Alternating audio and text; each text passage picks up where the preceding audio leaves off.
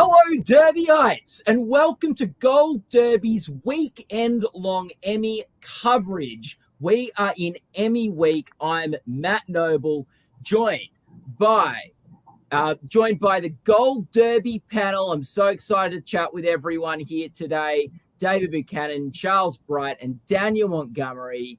Welcome, gentlemen, aboard. We've got, let me just make sure, we've got Marcus and Latasha in the press room right now, backstage for the first Creative Arts ceremony. They will be sending us the winners as they happen. And Gold Derby is the only place you can watch the winners announced live because there is no live telecast of this event. So we're going to find out. So we've got one today. We've got more Creative Arts tomorrow. And today we're focusing on animation, production, animation, documentary, nonfiction, and reality shows are going to be winning their awards. Boy, just an information overload from me. And I might just say, go to goldderby.com if you want to see the list of the categories that are being announced tonight. We have exclusively from Marcus in the press room that Variety Special Pre-Recorded is the first award that is going to be announced tonight. And I've got a bell here. So I'll be dinging the bell every time a winner is announced. That'll just interrupt whoever's talking and we'll announce the winner of that category. Let's kick things off. Charles, welcome aboard. What are your thoughts about tonight? I think it's going to be interesting. But as you said, this is going to be, documentary, variety, and reality. So this is probably not going to give us too much of a glimpse into what's going to happen next Monday.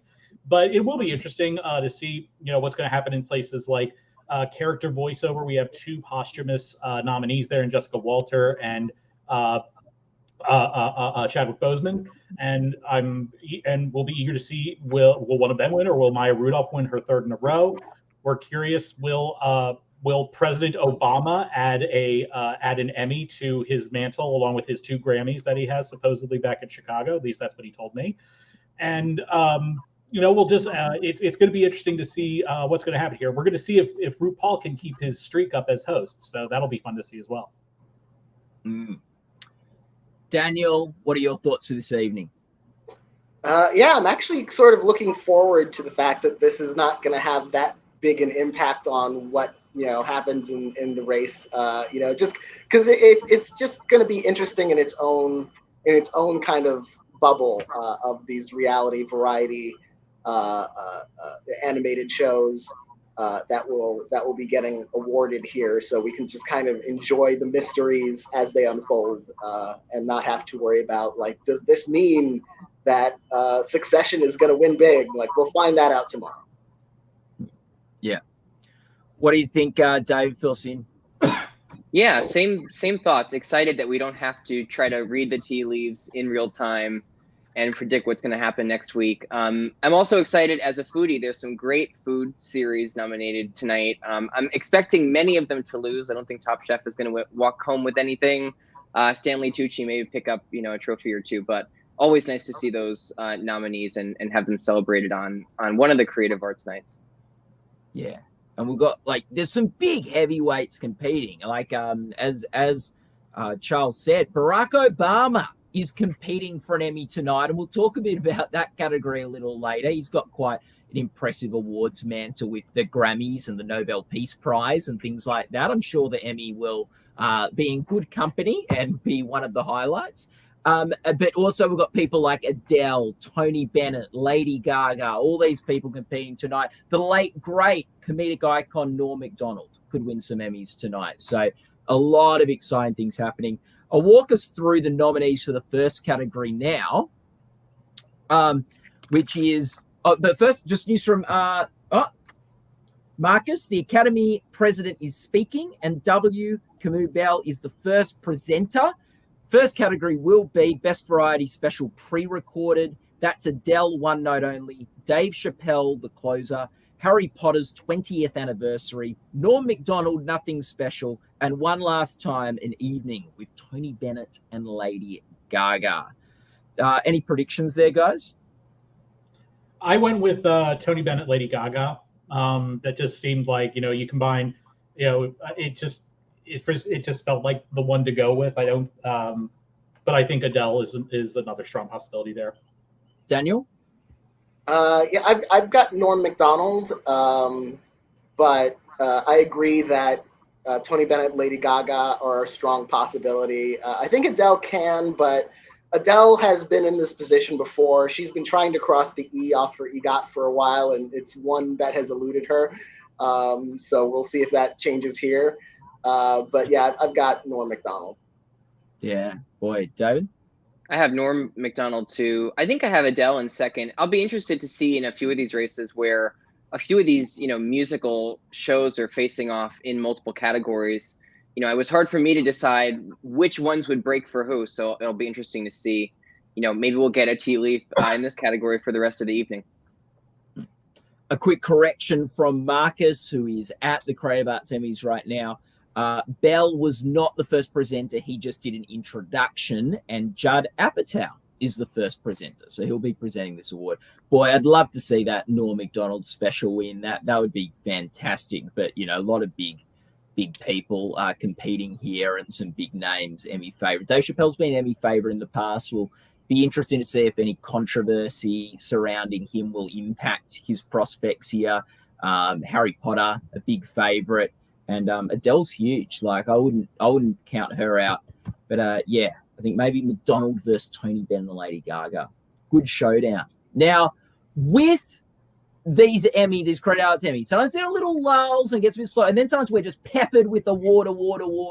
So it's hard to keep track. So let's go to our second category, just in case the winners come quickly. Best directing for a variety series is A Black Lady sketch show, Last Week Tonight with John Oliver, Late Night with Seth Myers, The Late Show with Stephen Colbert, and Saturday Night Live. Any thoughts there, David? I have SNL just because of its past track record. That's my rationale. Anybody have any other thoughts?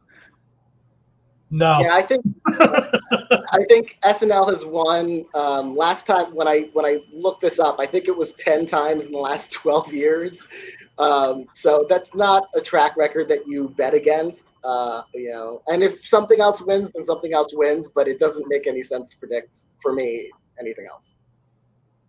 Yeah, I agree. How many nominations does Saturday Night Live have this year? Fewer than usual. I think it's maybe in the single, single digits for the first time in a while.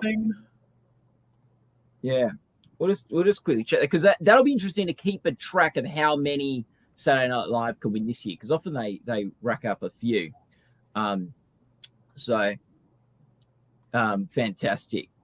So. It'll be, according to Riley, this will be Don King's final win. Other news from Riley is this is the first time we've ever had this live show in some form of high definition. What's the technical thing? I don't know. I'm not very good with the sort of numbers and things, but a very high level of definition for the first time on this show. We're in 1080p. I believe this is our first time in 1080p. Whoa. It's like so much more. Be impressed. 500. Everyone. You can see the beads of sweat dripping down me. Whoa. That's what people are asking for. See, just for the love of God, don't do that. Whoever Riley. Our biggest favor. Could you get those guys in more high definition, please? So, do we have a winner yet? Let's see. We don't have a winner, but we do have a winner. Okay. Adele, One Night Only takes the prize. Whoa, there you go. Adele with a big upset. And she now has the E crossed off. All she needs is a Tony. Yep. It's eluding Lady Gaga, but it is not. It has not eluded Adele. So congratulations to Adele, who is a producer on that. Does she get it as producer or host? Executive producer.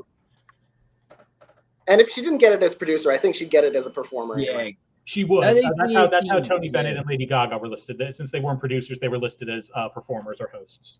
Yeah. So hosts get it for variety series or special awards. So that's sort of the little. That's Gold Derby was able to help Neil Patrick Harris famously get an Emmy a couple of years ago when he was left off the list for hosting the Tonys.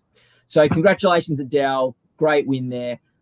we're thinking Saturday Night Live might win that directing for a variety series. Perhaps if Black Lady Sketch Show upsets there, could be foreshadowing what could happen in the variety series race next week, since this is such a big category for SNL.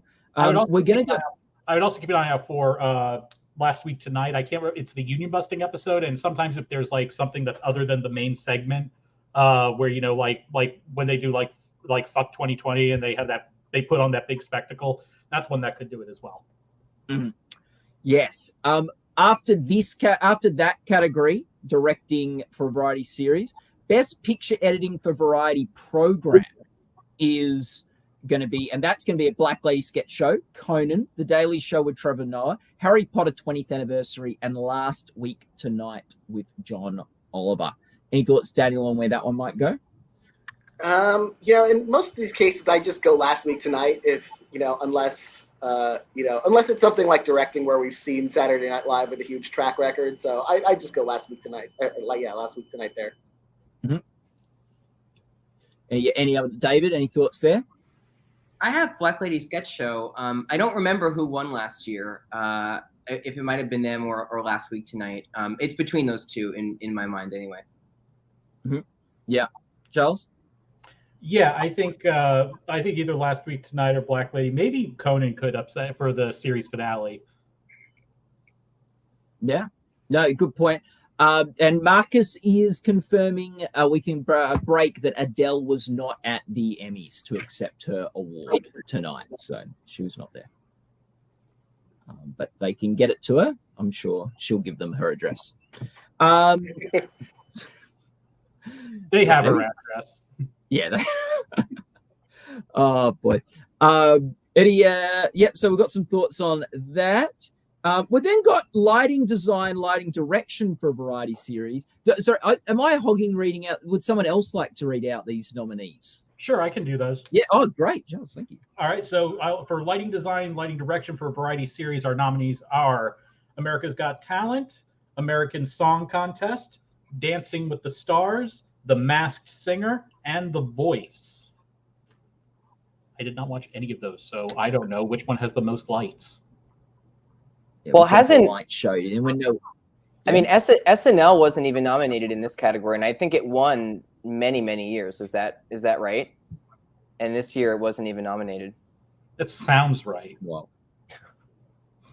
so it's in other words, I don't know what to predict here because the category frontrunner from year after year wasn't even nominated this year. So I'm a little bit flying blind on this one. Yeah. I'm gonna go American Song Contest just on a hunch. Well. Flashiest. We have a winner. I'm sorry, Daniel. Would you like to announce the winner of directing in variety series, Charles? It is a Black Lady Sketch Show takes down Saturday Night Live. Congratulations, Bridget Stokes. Now I wonder if this is a good sign for Black Lady Sketch Show in variety series. Like it's the one place where we can talk about what could happen next week. Because when you've got SNL that's won so many times, it's not as strong as it has been in years past in terms of the number of nominations, and you've got one alternative in that category, and it's Black Lady Sketch Show. It's a very strong possibility that anyone just wanting to spread the wealth could just give it to Black Lady Sketch Show as the alternative to SNL. So yeah, and that's SNL a strong possibility. And SNL has always had those like highs and lows in terms of their Emmy wins. They hadn't really won that many other than maybe the directing award for a while, and then all of a sudden I think it was like in 2016 2017 they really started just raking them in. Yeah, when they first introduced the sketch category, like splitting it off from talk shows, like it actually didn't win the first couple of times because you had Amy Schumer was huge and she won one year. Key and Peele was huge and they won the next, and it wasn't until after that. Yeah. Yeah, no, it's big, and like the Black it might be a sign. It's not a. You asked if it was a good sign for them. It's not a bad sign that they've been able to take down Saturday Night Live in a category where there was more, as you say, more competition. They get like the vote, the anti SNL vote could have been split more there. So Yeah, this could be a great sign. I think it's whoever wins next week, it has set up a great showdown now. We've got two key big contenders. Much more interesting. Yeah. And with Black Lady Sketch Show as a nominee in the picture editing category, which is going to be announced next, if that wins there, taking down another juggernaut, last week tonight, that I might switch my prediction for next week. Oh, there you go. There you go. Do we have a prediction for the lighting design, lighting direction? Or people thinking which show of that is the best lit? Yeah, I'm just going with American Song Contest because it feels like probably the flashiest and the grandest of them. Otherwise, Dancing with the Stars because it stands out among these, other different, very specific on stage kind of shows. Yeah, I'd say it's either Dancing with the Stars or The Voice. That's all very good rationale. On my list here, I have a big question mark. We have another winner. Picture editing. Black Lady Sketch Show wins picture editing. Black Lady Sketch Show really coming up. And while we're talking about one of the other categories, I usually have the Emmy board right behind me. We're gonna whenever a show wins 2 or more Emmys, I'm gonna put it up on the big board and we'll keep a track of it. And 3 categories in, we're already going to be putting a show on the board, and it's a Black Lady Sketch Show. So that's super exciting. Alex Meyer in the chat room is saying, I bet SNL could win because it was the last season featuring longtime cast members like Kate McKinnon and Pete Davidson. I think that's a good argument in favor of SNL. That's, I think, a good thing to consider. And Robert Ode, the actors branch, will probably push SNL to still win for the sketch series. So, yeah, I don't think SNL is down and out yet. I think they're still very much live in this, even though I'm sort of talking about it like it's present, but all the votes have already been made in every category. So the winner is not much. Nothing can happen this week that will influence the outcome, but it might be an indicator on which shows did well in the other categories with the votes. Any thoughts, guys, before we move on? It does make, the last thing I'll say is it does make next week much more interesting. Yeah. So we've got the lighting direction for variety series is coming up next. We've talked about that. Then there is lighting design, lighting direction for a variety special. Adele, One Night Only. Annie Live, 64th Annual Grammy Awards. One Last Time, An Evening with Tony Bennett and Lady Gaga. And the Tony Awards present Broadway's Back. So, any thoughts, guys? I don't know. I think actually maybe the Grammys might be one to watch out here. Yeah.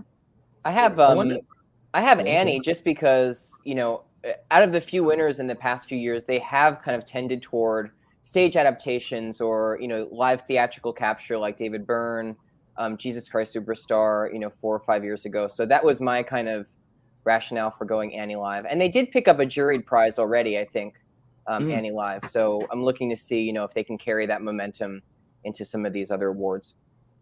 Yes. Yeah, and Annie Live stands out as the apple in the bag of oranges.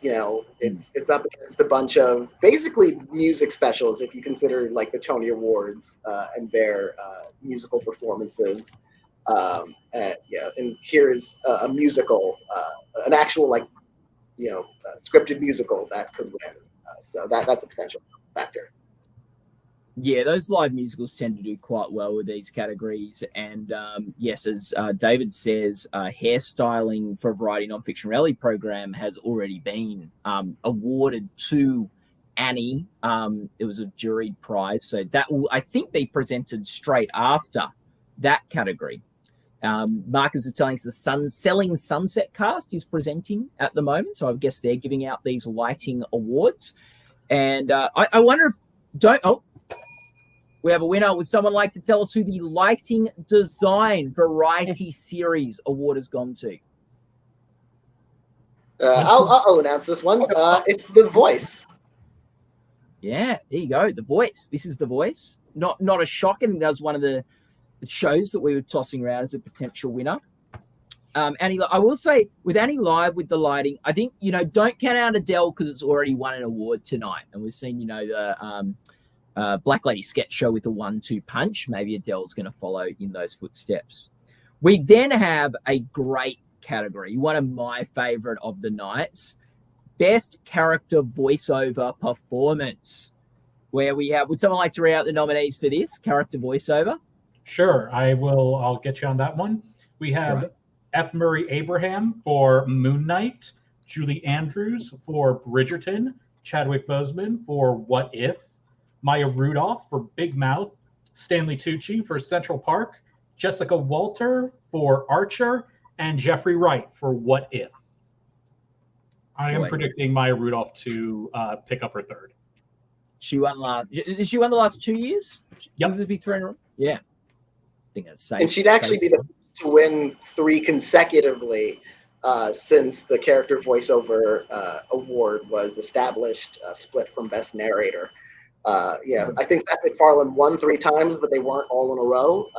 But Maya Rudolph, 3 for 3 would be a first for this category. That's cool. Yeah, David? I'm going with Maya Rudolph too. I just realized, I think it was last year when I predicted Jessica, they were not terribly sentimental. So I'm trying to, think like an Emmy voter and be unsentimental in my choice and go with, the reigning champ here. That being said, I would be so happy if Jessica Walter won. Me too. Oh, yeah. In a way, it would feel like also like a makeup for never giving her one for Arrested Development either. Yeah, totally. Since Mallory and Lucille are like almost one and the same. Love Riley's comment that Jessica will get it because the Emmys are always behind. So that's fantastic. I'd love Jessica Walter to get it. Is this her last chance she can win this, or do they just get a whole bunch of her voice work in the can that they can? Well, that's why she's still not, even though I think she passed away like 2 years ago. We have a winner. Not a great time to be dinging the bell when you're talking about someone who's passed away, but lighting direction variety special, Adele, One Night Only. So we see the 1-2 punch from Black Lady sketch show, now the 1-2 punch from Adele. And I'll be, while we're talking about maybe Best Narrator, I'll be sticking up Adele and Black Lady sketch show on our board. It's interesting working backwards now, like where we saw Adele win its big program award first, and now we're seeing what else it can win, while Black Lady sketch show wins its sort of lower categories, and then we're wondering if next week it's going to win the top one. It's very Tenet kind of timeline here. I was going to say it's very one of them is Kate Blanchett and one of them is Brad Pitt from Benjamin Button. They're going in opposite directions through the night. So very great job, Adele. And we'll see that love will continue for the special. Let's talk about Best Narrator. Would someone like to read out the nominees for Best Narrator? Yeah, I got those also. We have Kareem Abdul-Jabbar for Black Patriots, Heroes of the Civil War, David Attenborough for The Mating Game, W. Kamau Bell for We Need to Talk About Cosby, Lupita Nyong'o for Serengeti 2, and Barack Obama for Our Great National Parks. I think that name's made up. Will the strength of America's national parks be able to get Barack Obama over the line here, guys? I mean, he's coasting on it, so that's hoping. Yeah. Well, do people love the national parks enough for him to be able to win? Are we all predicting him? I am. I think I am too. But I wouldn't be surprised if David takes it again. He's won so many in the last, he hasn't won that many in terms of his nominations count, but over the last few years, he's really been almost undefeated here. So it'll be interesting to see if he can continue. And the only reason Attenborough lost last year is because he was nominated against himself. Right. So like no support could coalesce. I guarantee if you add up the vote totals of those 2 nominations he had, he would have won that last year. I'm going Barack Obama. But like literally, if anyone can beat the former president of the United States, it's David Attenborough. We who's cover arguably more beloved. It would be we kind cover of weird so to many see the one awards at white Golden nominee Sorry, beating, Charles? he would be the one white nominee meeting for Black people for this. And he will. And he's the one white person who would not canceled get at that point. Yeah, no one would be that upset. We cover so many awards at Gold Derby. Is there any have we ever had as great a showdown as Barack Obama versus David Attenborough? There's such giants. And Kareem Abdul-Jabbar. This is one of the most loaded categories, and the other two aren't anyone to sneeze at. Camus Bell and Lupita Nyong'o, and this is a great category, and we'll see if the former president can take it out. Boy, I wonder if he is there today. I'm sure Marcus will let us know in the chat room. If Barack Obama was there, we probably would have known by now, because they would have screened Marcus, for weapons or something at the door. Marcus being there is a tell, maybe, that Barack Obama is not attending the Creative Arts Emmys. So there you go. Chris Beecham not counting out SNL yet. Denton Davidson said he switched in our this is exclusive, our Slack channel. Chris thinks that could benefit him when he sticks with SNL next week. I think I'm gonna stick with SNL also, because we've seen the Emmys do this all the time, where something wins all these technical awards, and then it's something that we didn't think was going to have much of a shot at winning. And okay, voiceover performance has not gone to Maya Rudolph. She couldn't pull off that 3 in a row. Would you like to tell us, David, who the champion is? Chadwick Boseman. There you go. So Emmys... sometimes the Emmys are sentimental, and sometimes they're not. After that Oscar embarrassment, which I say not that he and his family were embarrassed, but that the Oscars themselves for putting Best Actor last, thinking they were going to have that moment. I wouldn't be surprised if that kind of the energy from that sort of encouraged voters here. Yeah, it's sort of ironic that we were all, I know some people switched to Anthony Hopkins at the end, but he was the front runner for the Oscar the whole way through, and now he's won the Emmy for something where none of us were predicting him in. Isn't that how it always goes? And it's so weird. It's so hard to predict when voters are going to be sentimental and when they're not. We saw Norm Macdonald's special didn't win. Adele's special won. But Chadwick Boseman wins. We've seen in the past a lot of posthumous nominees don't win, but Anthony Bourdain was winning Emmys years after he died. So it's interesting to look at when they're moved in a certain way. I think an interesting thing, and there is sentimentality, I'm sure, at play here, but for animated program, What If got in and Big Mouth did not. So maybe there's also just that show was quite popular with the Emmy voters, and I don't believe did Archer get nominated this year too? No, Archer has not been nominated since 2017, I don't think. Yeah, so it was one of the shows that the Academy singled out as one of their favorite animated shows of the year, Chadwick Boseman. So I wonder if that helped him as well. And he managed to overcome a vote split with Jeffrey Wright. So that's true.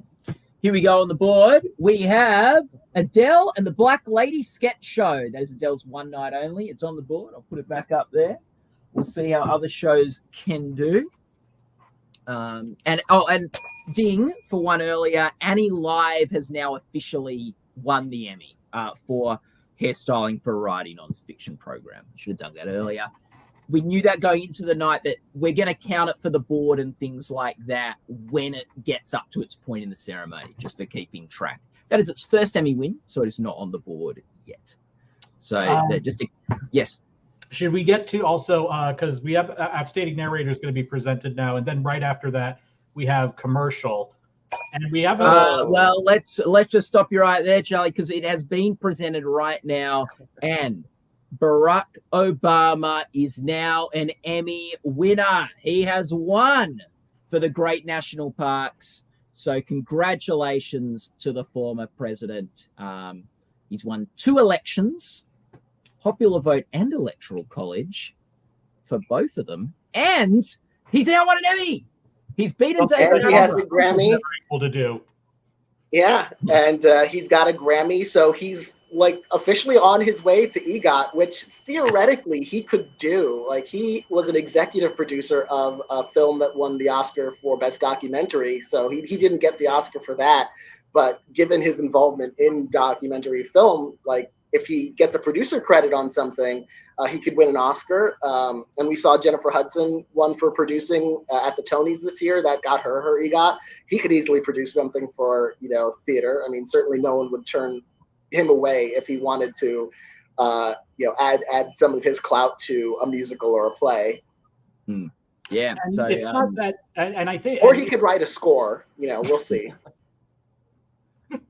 It's not that uncommon for former politicians to win Emmys.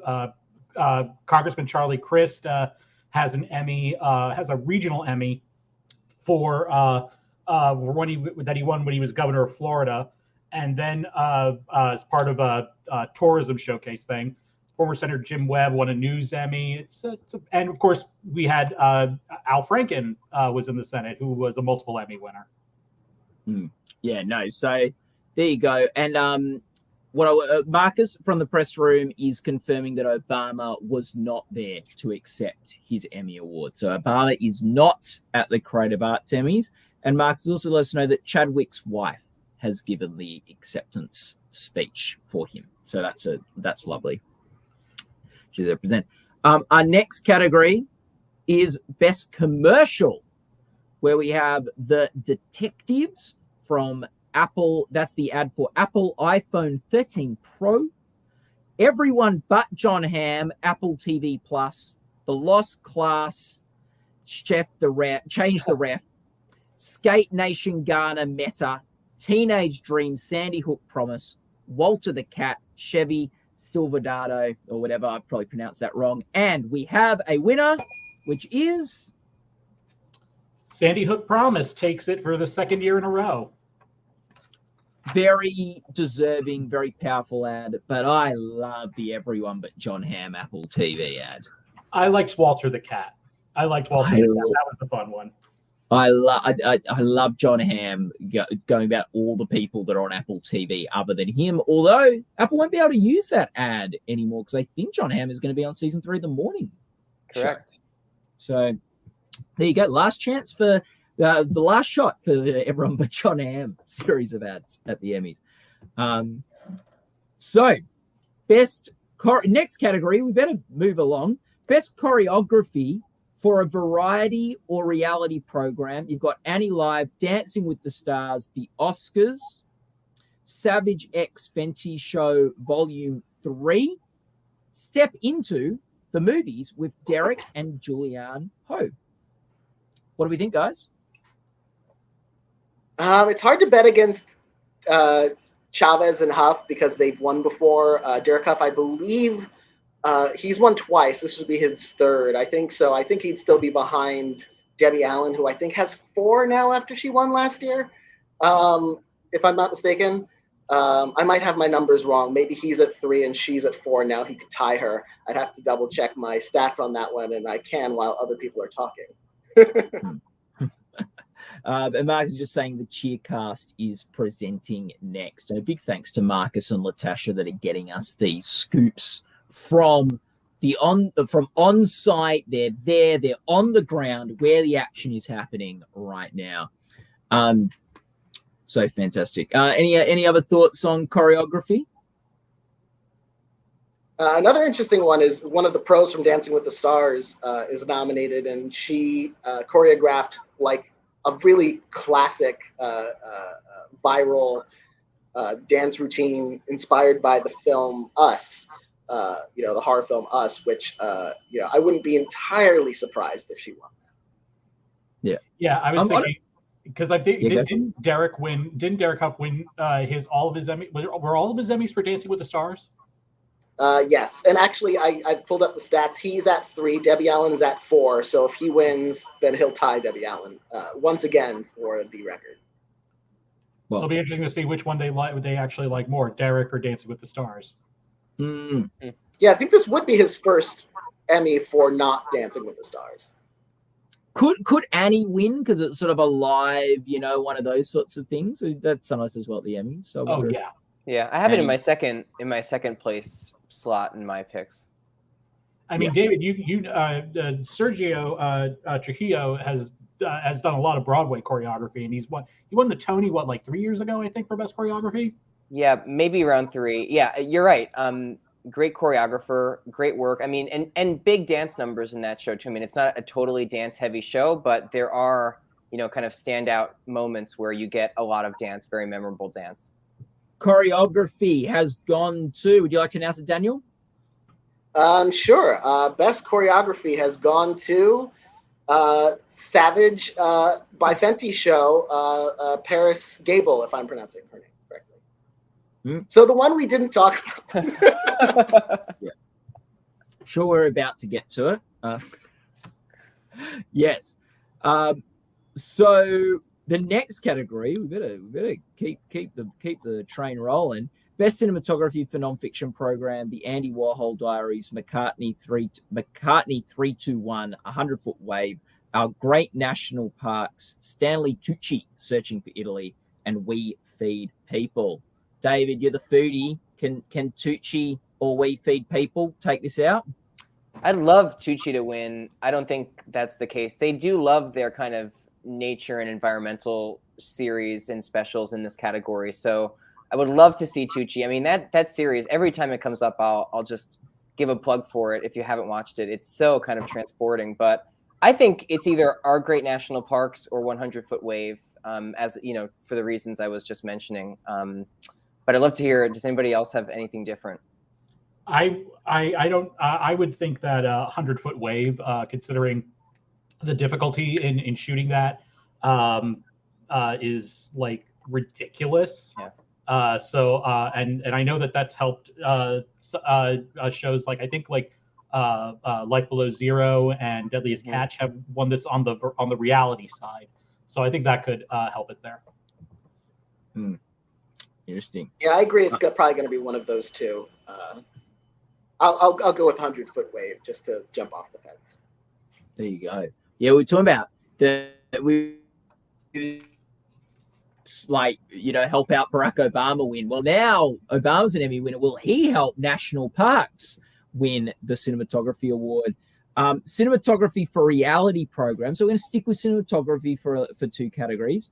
The Amazing Race, Deadliest Catch, Life Below Zero, Lizzo's Watch Out for the Big Girls, RuPaul's Drag Race, and Survivor. Although before we get to that, the 100-Foot Wave is the winner of cinematography for a variety for a non-fiction program. So the 100-Foot Wave has I don't know, overwhelmed or gone over. I don't know. I was trying to think of some metaphor. Crested. It's crested. It's crested. Very good, David. That's why you're on the panel. Okay, so what do we think? Now we're going cinematography for reality. Amazing Race, Deadliest Catch, Life Below Zero, Lizzo's Watch Out for the Big Girls, RuPaul's Drag Race, and Survivor.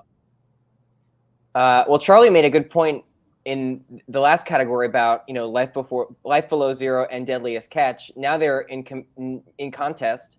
Riley's pointing out exactly why I was picking Life Below Zero of the 2. But I think it could be either. But for the kind of track record, I'm going with Life Below Zero. Yeah, I agree with that. I'd go with Life Below Zero just because it's won multiple times and seems to be well liked here. Although it could be the Maya Rudolph. It wins, a few, and then they go with something else. Yeah, it's interesting because the shows that I think for best reality series that are the front runners, like Lizzo and RuPaul's, probably cinematography isn't their the thing they're known for. So this is where you do have your Life Below Zero, your Deadliest Catch, and even Amazing Race, which goes around the world, or Survivor that's shooting on an island and all that sort of stuff, is probably a bit more showy cinematography wise. But I think you guys are right with what you're calling here. Okay. Well, next category is Best Music Direction. Would someone like to read out the nominations for that category? Sure. We have the 43rd Annual Kennedy Center Honors, the 44th Annual Kennedy Center Honors, One Last Time with Tony Bennett and Lady Gaga, the Pepsi Super Bowl 51 halftime show, and Saturday Night Live. At least I think that's 51. No, it's 56. 56. LVI. L is 50. LVI. For those playing along at home with the Know Your Roman numerals. They never even tried game. to teach us that in school. Yeah. Yeah, what do we think, guys? Who's going to take it out there? No Adele competing with Tony Bennett and Lady Gaga this time. This could help them out. Or that show out. I don't think they were the musical directors. I think that is going to take it. I think the fact that 2 Kennedy Centers are nominated here, because they have won in the past, but I think having 2, and I'm maybe not being a good pundit right now, but I don't remember who was honored in which of those ceremonies, like off the top of my head. So if I was checking the ballot, I'd have to go and see, who was being honored in what ceremony to pick. So I think the Tony Bennett Lady Gaga special really jumps off the page. Yeah, I think Tony Bennett and Lady Gaga or the Super Bowl, but I'd go with Tony Bennett, Lady Gaga, because Super Bowl tends to get nominations but not win at the Emmys. So I'd go that way. And Kennedy Center Honors will go the way of David Attenborough last year when he split his own vote. Yeah, I think it sounds like some pretty good analysis, guys. I think we're figuring it out. Let's see if we're right in a minute. Then we go to music composition for a documentary series or special. 14 Peaks, Nothing is Impossible, Lucy and Desi, Return to Space, They Call Me Magic, and The Tinder Swindler. What do you think? Got a winner. Oh, what is it, Charles? Fill us in. Well, Life Below Zero continues the winning streak, winning cinematography for a reality program. There you go. That's what you guys called, so you're on the money there. So what do we think? What do we think, guys? Music composition for a docu. So we've got 2 music categories now. That's fun. We've just talked about maybe Tony Bennett and Lady Gaga special winning the music direction. Now we're talking about music composition for documentary series or special. I'll remind people the nominees: 14 Peaks, Nothing's Impossible, Lucy and Desi, Return to Space, They Call Me Magic, and The Tinder Swindler. What do you think, Daniel? I am so bad at remembering music from anything. It works so subconsciously on me. But I'm looking at this list. I'm thinking the front runner in terms of the top program award. I'm going to go Lucy and Desi. TV. Completely uneducated guess. I made an even worse uneducated guess, Daniel. Return to Space, just because I think Harry Gregson Williams, he's an Emmy winner. He's done, scripted and unscripted works. If people know and follow his work, they might know and follow this particular, piece. So that was my choice. And he's done a lot of, he's really prolific. I mean, he composes a lot in a given year. So, that was my kind of flimsy rationale for the pick. But I disagree. That was far more educated than my guess. I mean, you also, the other thing with Return to Space is you have Michael Dana as one of the other composers who's not the winner. But also you have Terrence Blanchard, an Oscar nominee, who's done a lot of film scores for They Call Me Magic. So I think one of those 2 would probably win. Yeah. There you go. I'd love to can't wait for David's well-researched and well-based predictions with that for one that's sort of just a bit of a gambit. I think good breakdown. The Tinder Swindler is the one that was probably the most famous show that is sticking on that, but I'm not sure if I agree with you guys, and maybe Return to Space could be the one to take it out. Very good. Very good. Oh, boy, we're waiting. These music awards about to come in.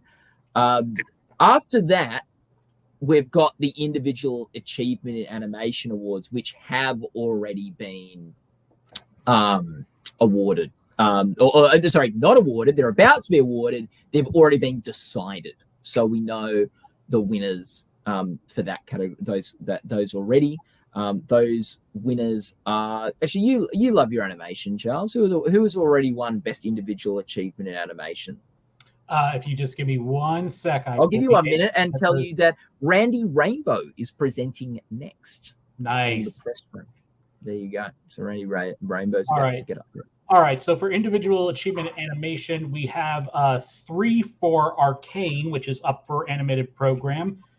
For Anne Laurie Toe, or I hope I'm pronouncing that right, the color script artist, Julian Georgel, the art director, and Bruno Cauchinho for who's the background designer. And these are for various episodes. Love, Death, and Robots, again, that this has been a consistent jury award winner. Alberto Mielgo, who won an Oscar earlier this year for the windshield wiper. He's being recognized for his character design for Hibaro.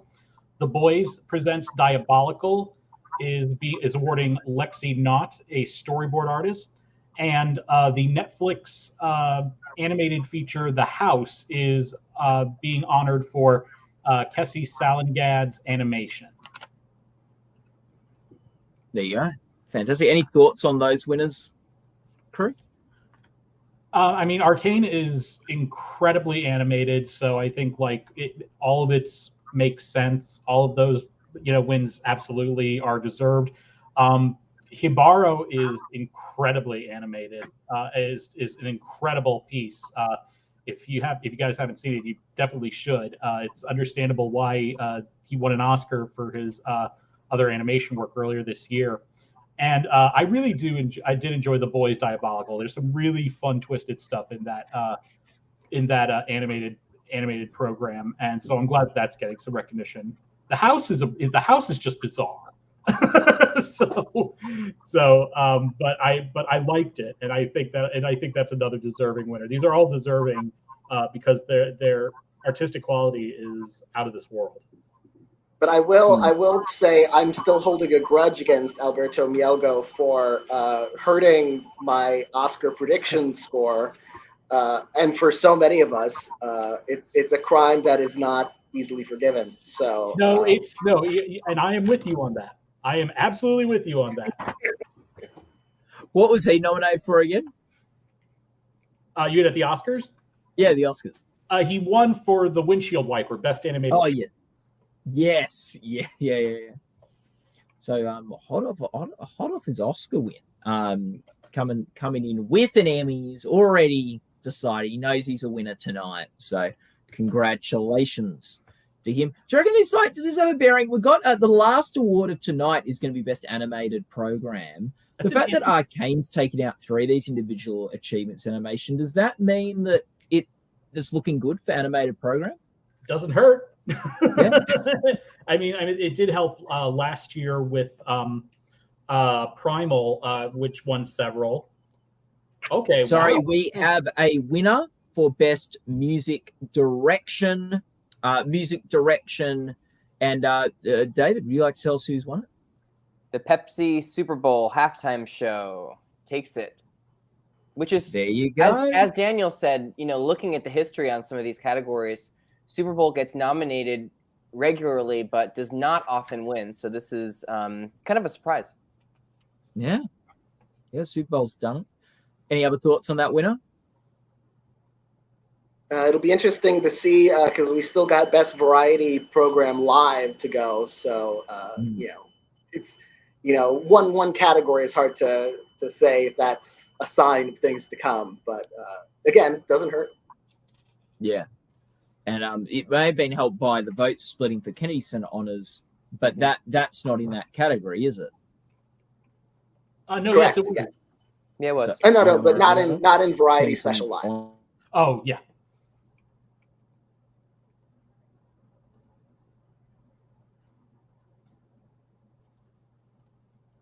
Hello? Yes. We all here? Yeah. Yes. Am I down or are you guys down? I think you're lagging a bit. I think, Matt. Oh no. Okay.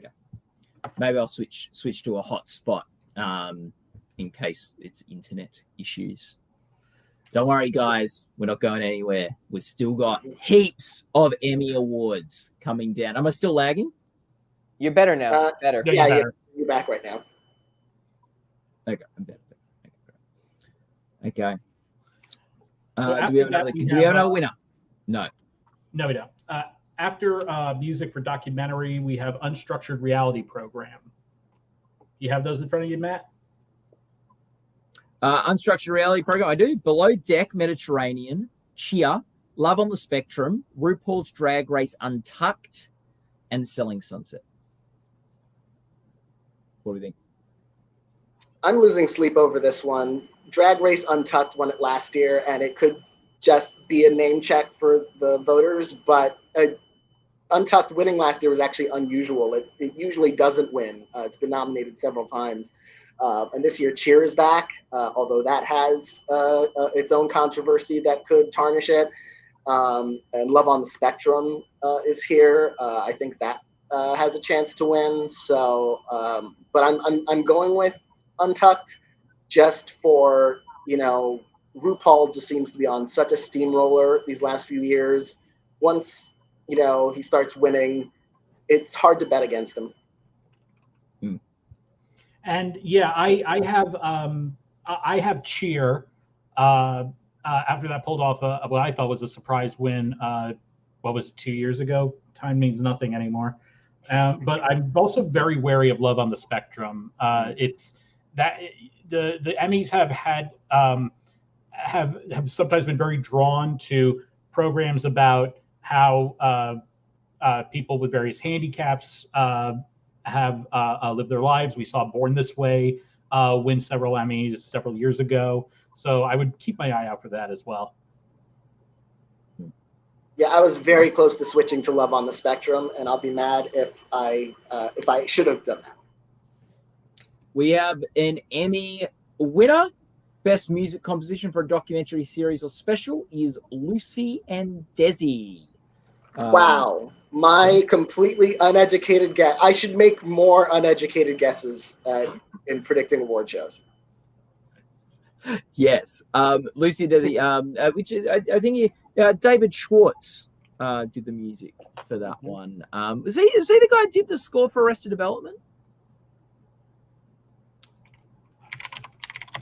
I don't know. Let me take a look here. Just the name rings a bell to me, and that's the bell I think it's ringing. Yes. There you go. Yes, he is. There you go. One of my favorite comedies of all time, Arrested Development. Great to see him. I don't know if this is this his first. I don't know. I'll look up that maybe a bit later. I believe it is his first win. It's his first win.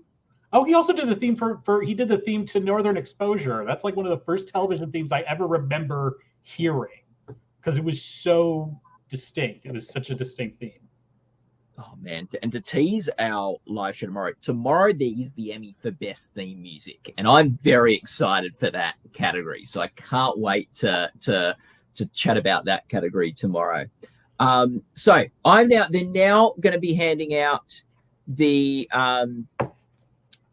We've now got the Juried Awards in animation, so I will just do the 6 dings for the 6 winners in that category. That's 3 for Arcane, 1 for The Boys Presents Diabolical, 1 for House, and 1 for Love, Death. Oh, sorry, 1 for The House, not House, the medical drama from 1 year only. from 10 years ago, but The House, the animated series, and Love, Death, and Robots, which Charlie has already broken down for us brilliantly. Question for the group. I'm wondering, does the 3 juried awards put Arcane on the board, or are we not counting the juried? Yes. It counts. It counts. We have traditionally counted because they are okay. This is a good Gold Derby discussion because we at Gold Derby do not view honorary awards as official award wins. So when people are given an honorary award by the Academy and stuff, we don't count that as an actual Oscar or an actual Emmy. But juried awards are still voted on for merit in a particular work. So yeah, that counts as an Emmy win. So Arcane has now jumped ahead of Adele and Black Lady Sketch Show, and now is, I was about to put it upside down, on 3 Emmy wins. So there you go. We knew it had 3 going into tonight, but now we can officially put on the board as they are being presented as we speak. So good job, Arcane. That is now the bar to clear. Fantastic. Okay. Unstructured reality program, Below Deck. Oh, we've talked about those, haven't we? Yeah. Good job, guys. So we got we got picture editing. Picture editing for a structured reality or competition program. The nominees are Lizzo's Watch Out for the Big Girls. There's no Y in there, so I had to pronounce it that way. Queer Eye, RuPaul's Drag Race, RuPaul's Drag Race All Stars, and Top Chef. Yeah. How did you say girls? Like there's no I in there, so I think it's supposed to be girls or something like Isn't that. It like girls? Like you're rolling. I can't roll my R's. I can't roll my R's for the life of me. No. I was so bad in Spanish class. Oh boy. Okay. Who do we think's winning that, guys? I'd go with Queer Eye because RuPaul will cancel itself out potentially, and Queer Eye is the one non-competition show, so it'll stand out. Yeah, I think Queer Eye or Top Chef would be the ones to keep your eye out for. But I think like it is very tricky editing a cooking show. Like I think that's the only. Top Chef has won 2 over its entire run, and I think one of those 2 was in this category, but probably a decade at least to go. So, probably a far chance of that happening, but, wouldn't be unprecedented. And Riley has the stat. Thanks, Riley. 2008, so even longer than I thought it had been. Yeah. So chefs cut things and editors cut things as well. There you go.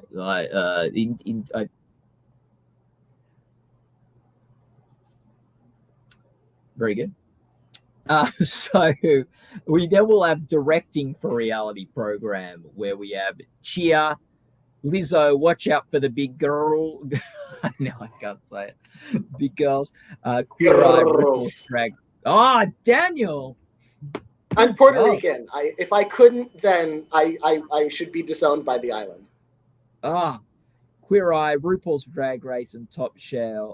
Top Chef. I was going to say Top Shelf. Top Chef. It may have been an episode involving top shells. You don't know that. Yeah. We're not even an hour into the coverage. Okay.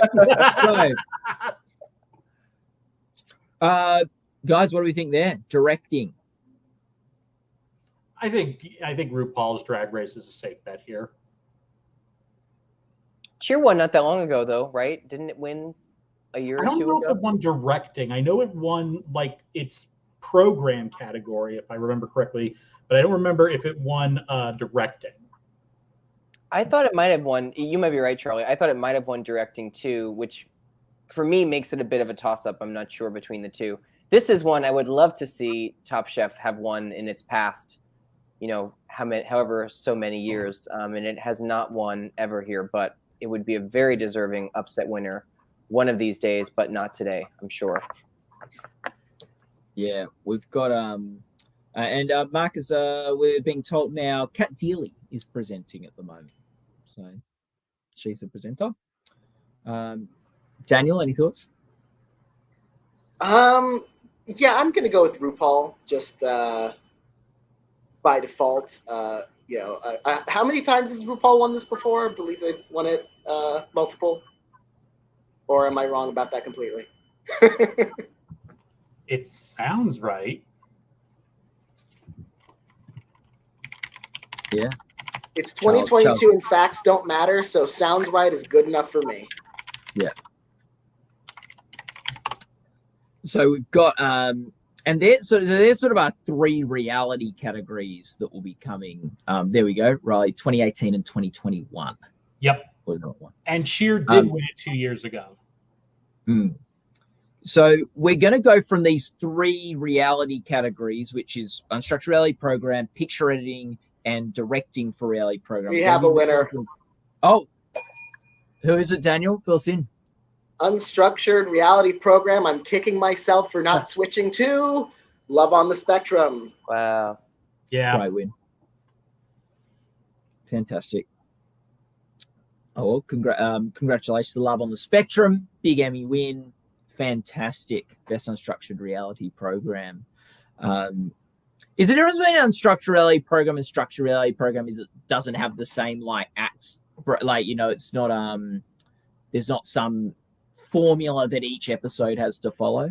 Yeah, well, I think it's something like where if it's something that's more like a discussion thing or a review thing, then, or if it's just like simply like capturing people in the midst of doing things, then that's unstructured. Structured is where you have an actual format of, okay, in the episode we have this, and then you have, you know, a challenge or something, and then you have elimination, something like that. Yeah. A Shark Tank, like, okay, someone comes in, gives a pitch, they give their decision, then they go to the next pitch, like sort of thing.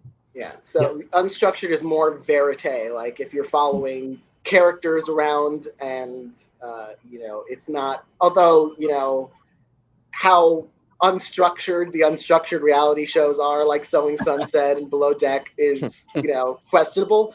But yeah, it's more the documentary style where you're just sort of following the action.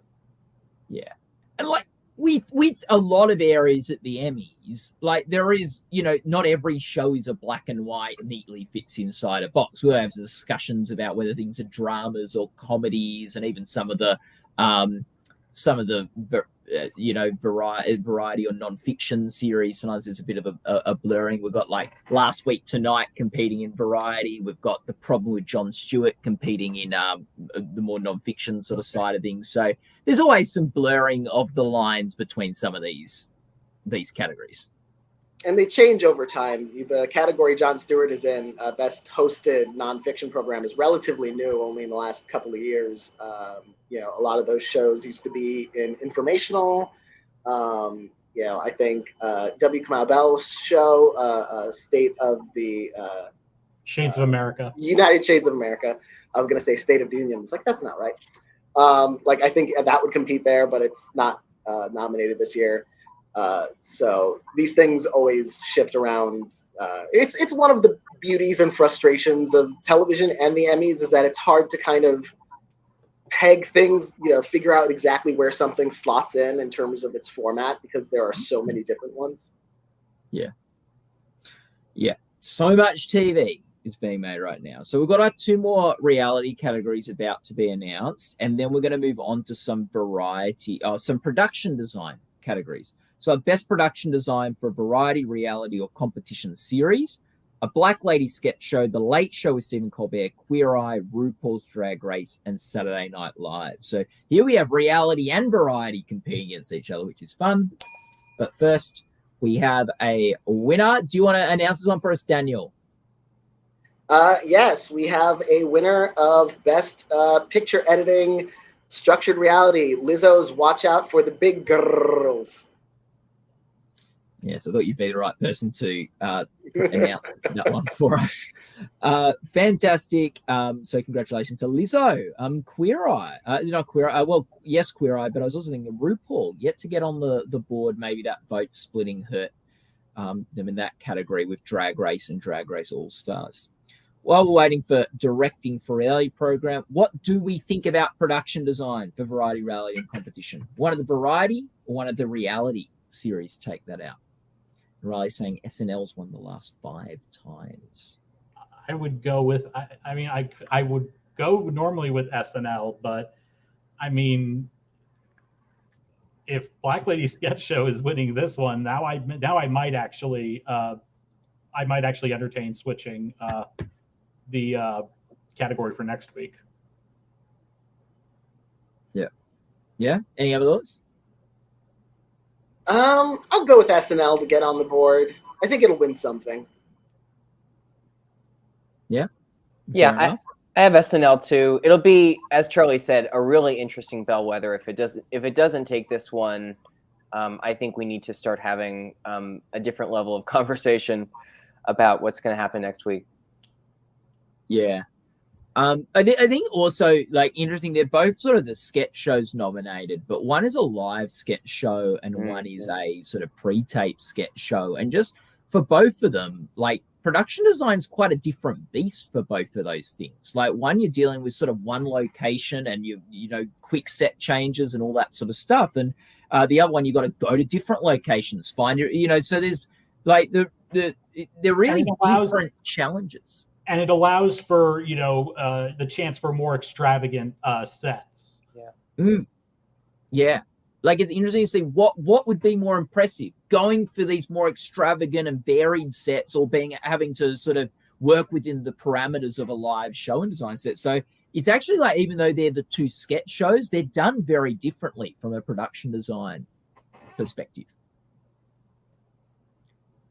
But I guess they also, though, do allow, because it is a sketch show, to have different looking types of sets throughout the episode, and sets that are made just for that one episode. So that's, like, I think why sketch shows do pretty well here, or why SNL has dominated in this category, because they get to go from like a spaceship to a classroom to a beach. So you think of 3 places. I don't know why I could think of 3 places. Oh man, I need to play more of the 5-second rule. That will take us to another production design category. We have a winner, I think. Oh, sorry. Yeah, please let us know. Fill us in.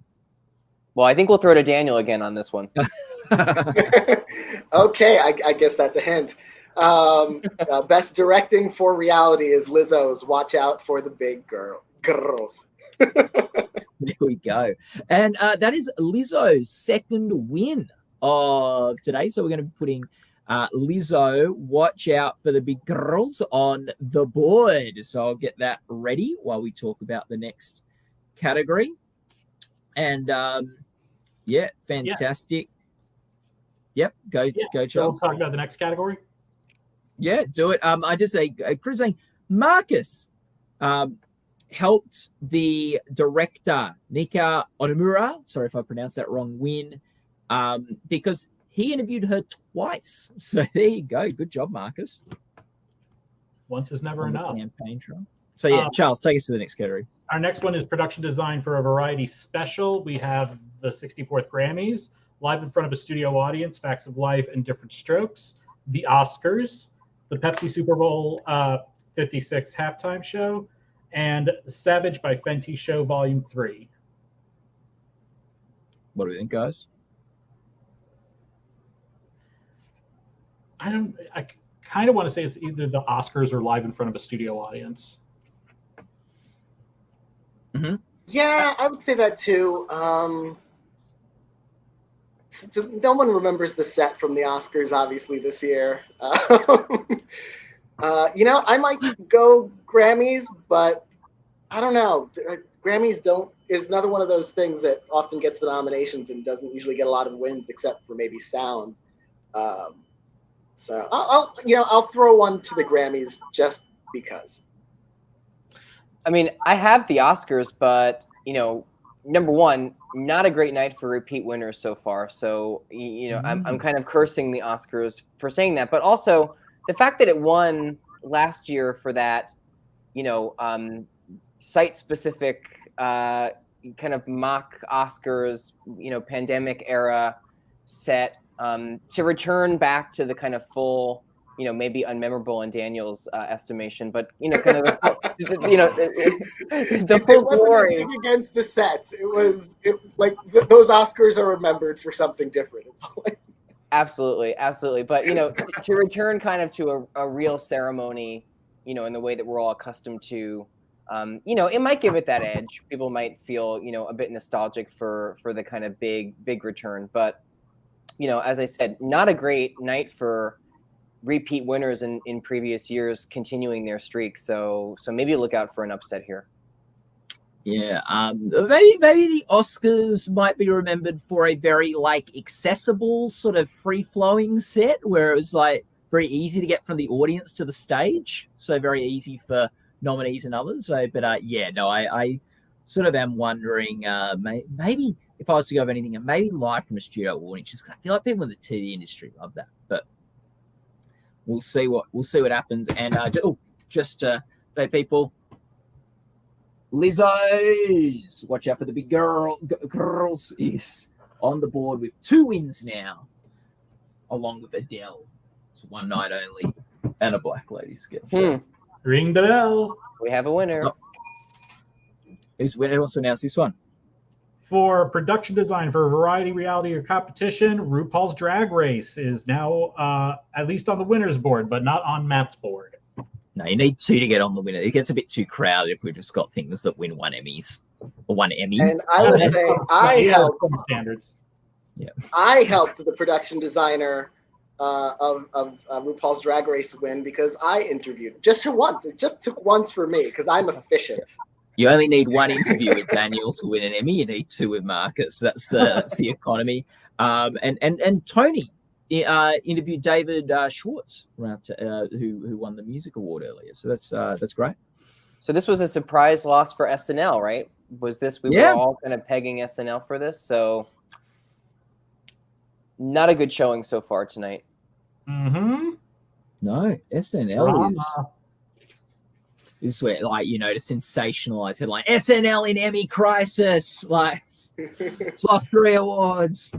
I mean, it'll be fine. It's the most awarded show of all time. For people that watch that regularly, because I don't watch it, week to week. What was there anything different about this season that kind of, feels like it had as precipitous a decline as the nominations would make us believe? Because even our prediction center for the nominations had so many guest actors and guest actresses. And even the acting branch, it kind of underperformed in nominations. So what was going on this season, if anything?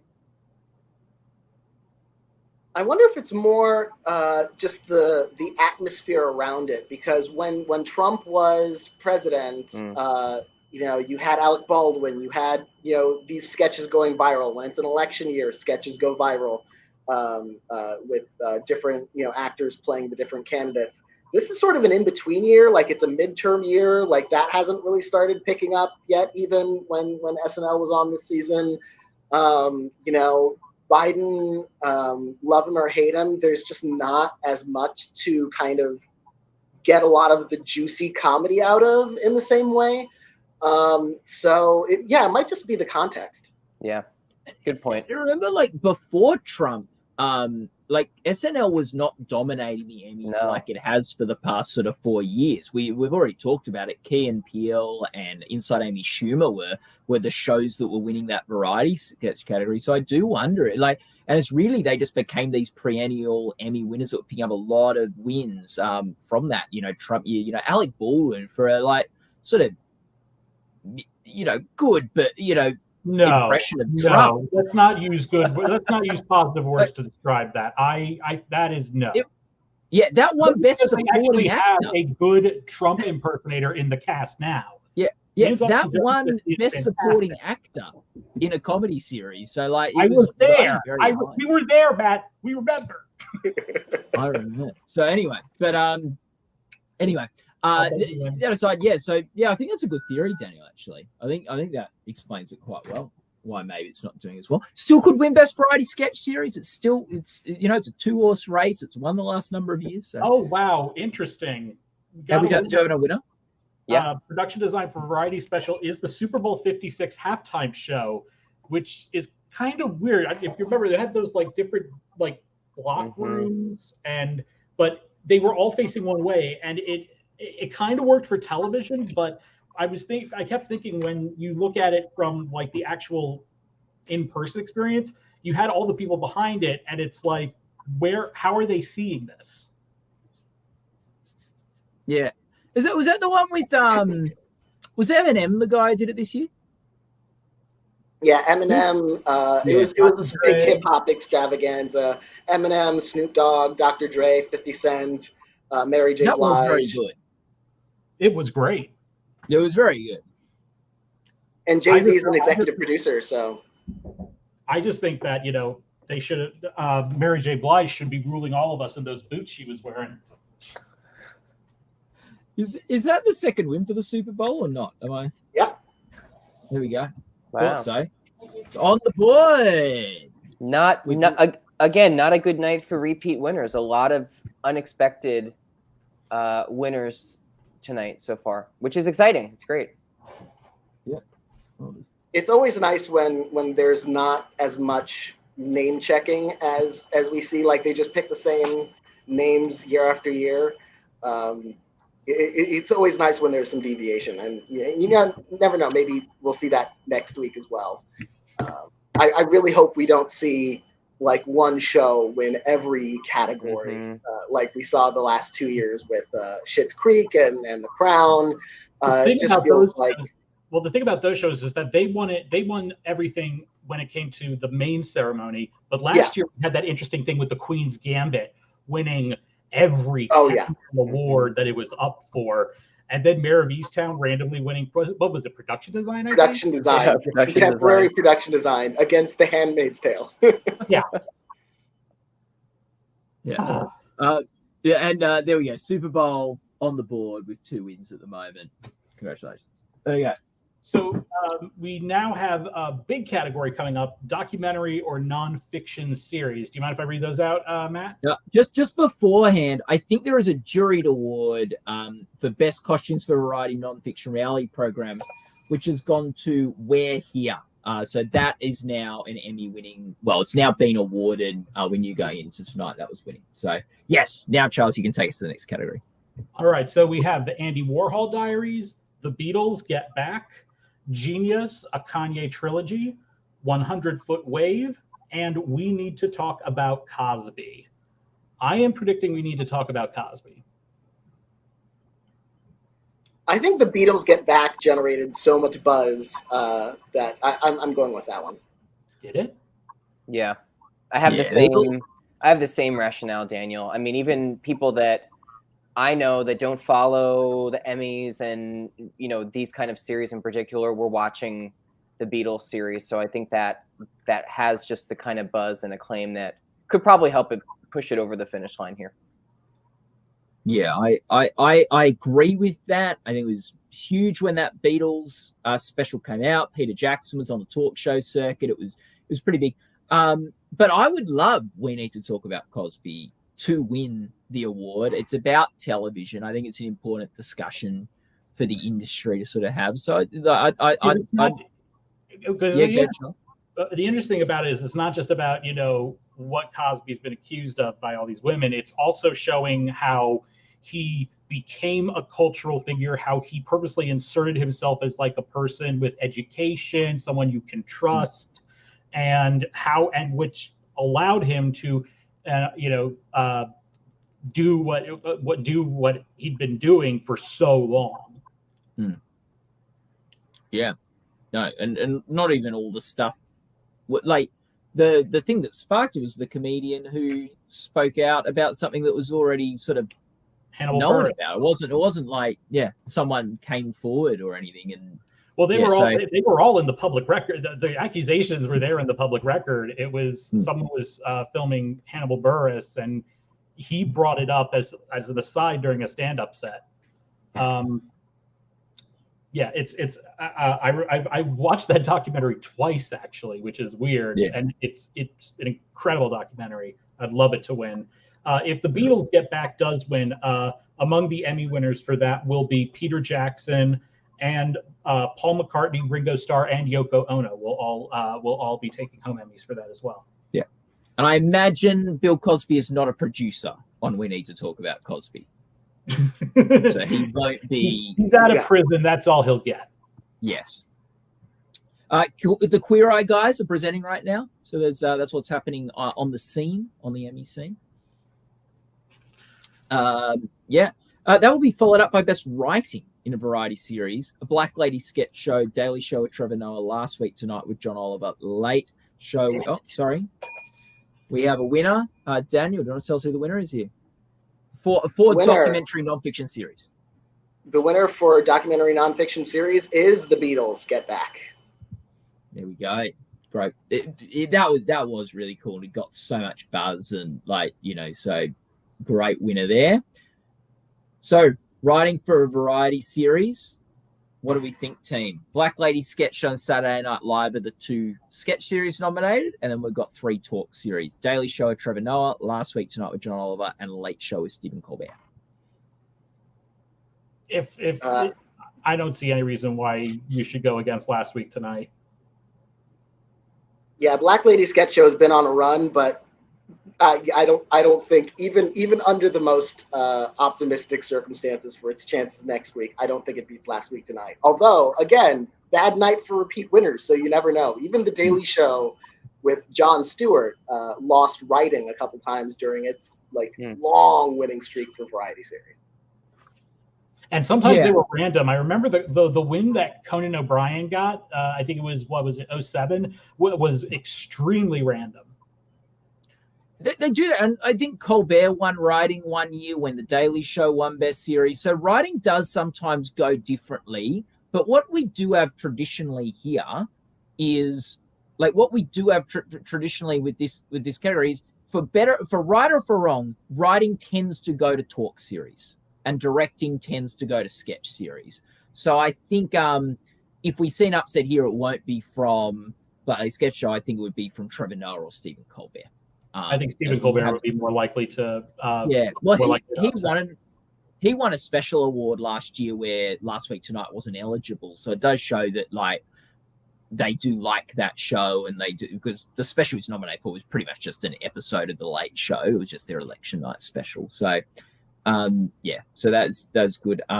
Chris Beecham is letting us know that Paul McCartney and Ringo Starr are now just a Tony away from an EGOT.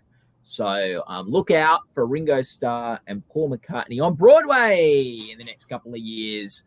They now have Oscars, Emmy, and obviously I would imagine they have more Grammys than anything else. Yeah. So fantastic job to Ringo Starr and Paul McCartney. And Tony is very easily attainable for them. All they have to do is produce a Beatles jukebox musical, and it's theirs. I mean, potentially. Yeah.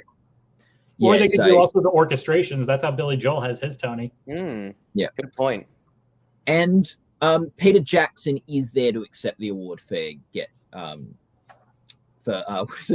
Back. The Beatles Get Back. So Peter Jackson is there to accept it. Congratulations, Peter Jackson. So they're 2 away from the. So the same night, the 2 of the Beatles become 1 award away from an EGOT. Barack Obama, former president, becomes 2 awards away from an EGOT himself. He still needs the Tony and the Oscar. So there we go. Big news. And Latesha, I think, has given us a winner here. Who has won? David, who's won Best Writing for a Variety Series? It looks like Last Week Tonight with John Oliver. So we do have 1 repeat winner at least tonight. Not a surprise. Yeah, we now have Best Makeup for a Variety Nonfiction Reality Program. This was a juried award, so the winners have already been decided by a jury. Legendary and We're Here have won those. Brings We're Here to its 2nd award. They were both jury awards, so we knew they were winning both of those going into tonight. So I'll whack it on the big board. While maybe, Charlie, you take us through the Best Short Form Animated Program nominees. Absolutely. So we have The Boys Presents Diabolical for the episode John and Sun-hee, Love, Death, and Robots for Hibaro, Robot Chicken for Happy Russian Death Dog, Dolloween to You, Star Wars Visions for The Duel, and When Billy Met Lisa, a Disney Plus Simpsons short. I think this has got to be Love, Death, and Robots. Same. I think it's won twice before. It's won this twice, yeah. Yeah, so I'm going with that here. Although you never know. Sometimes Robot Chicken will pop up in off years and just take it. I think which they've is won fine 2 or with me 3 because I love times. that show. Yeah, and I love Robot Chicken, so I would not be sad to see that happen either. The Boys and present Diabolical would be fun. Yeah, and you never know. Maybe because Billie Eilish is in sort of this golden era. She wouldn't win for When Billy Met Lisa, but the fact that it features her, she's on a hot streak. So you never know. And of course, The Simpsons as a Grammys institution. And for The Boys Presents Diabolical, among the winners will be executive producers Seth Rogen and Evan Goldberg. So even if Seth doesn't win next week, he could still be an Emmy winner this year. And also Andy Samberg and Steve Ahn are also people that would take home as well. For The Boys? For The Boys Presents Diabolical, yep. Yeah, fantastic. We go from that. You also do have David Fincher for Love, Death, and Robots. Well, so some heavy hitters. We've got the Jury Awards being presented right now. That will be then followed up by the short form comedy drama variety series, where we'll have Carpool Karaoke, the series, Randy Rainbow Show, and Stephen Colbert Presents Tuning Out the News. I'm gonna predict Carpool Karaoke until it loses stuff. Yeah. It just always seems to win. I don't know if it's ever lost. It might have, but James Corden has like an ungodly number of Emmys in his career. Yeah, it is interesting that 3 of the nominees are just sort of like extended like bonus segments or like spin-offs of variety talk series. And it's the same in nonfiction reality short form. Which we are about to get to in a minute. That'll be the category following that one. What any other thoughts on this? Riley saying Carpool Karaoke's never lost the category, so I think that is the safe money. What would upset it? If something upset it, what would upset it? I would love it to be the Randy Rainbow Show. I think that would be a lot of fun. I would say the upset would be I Think You Should Leave. That's the one I think is the more realistic upset. Yeah. I know there's a lot of people that really have a really soft spot for that show. Yeah. What about Seth Myers? Because he's done well with nominations this year. But he couldn't get into writing. That was so weird. Yeah. He got into the program, but he didn't get into writing. Yeah, and it used to be the other way around. He used to get into writing, but not programs. So you figure if he gets into program, that's, he'd be a lock for a nomination for writing. But no. Mm-hmm. Yeah. Adam Pally and John Gabras are presenting right now at the awards, these short ones. Well, let's move along to the category Daniel T's Best Short Form Nonfiction Reality Series. Would you like to fill us in on the nominees there? David, do you have them in front of you? Or I don't. I could get them. Yeah, Charlie, get them. Why not? All right, hold on. Let me grab them. I haven't added. I'll add We're Here to the board with 2 wins. Here we go. It's up there.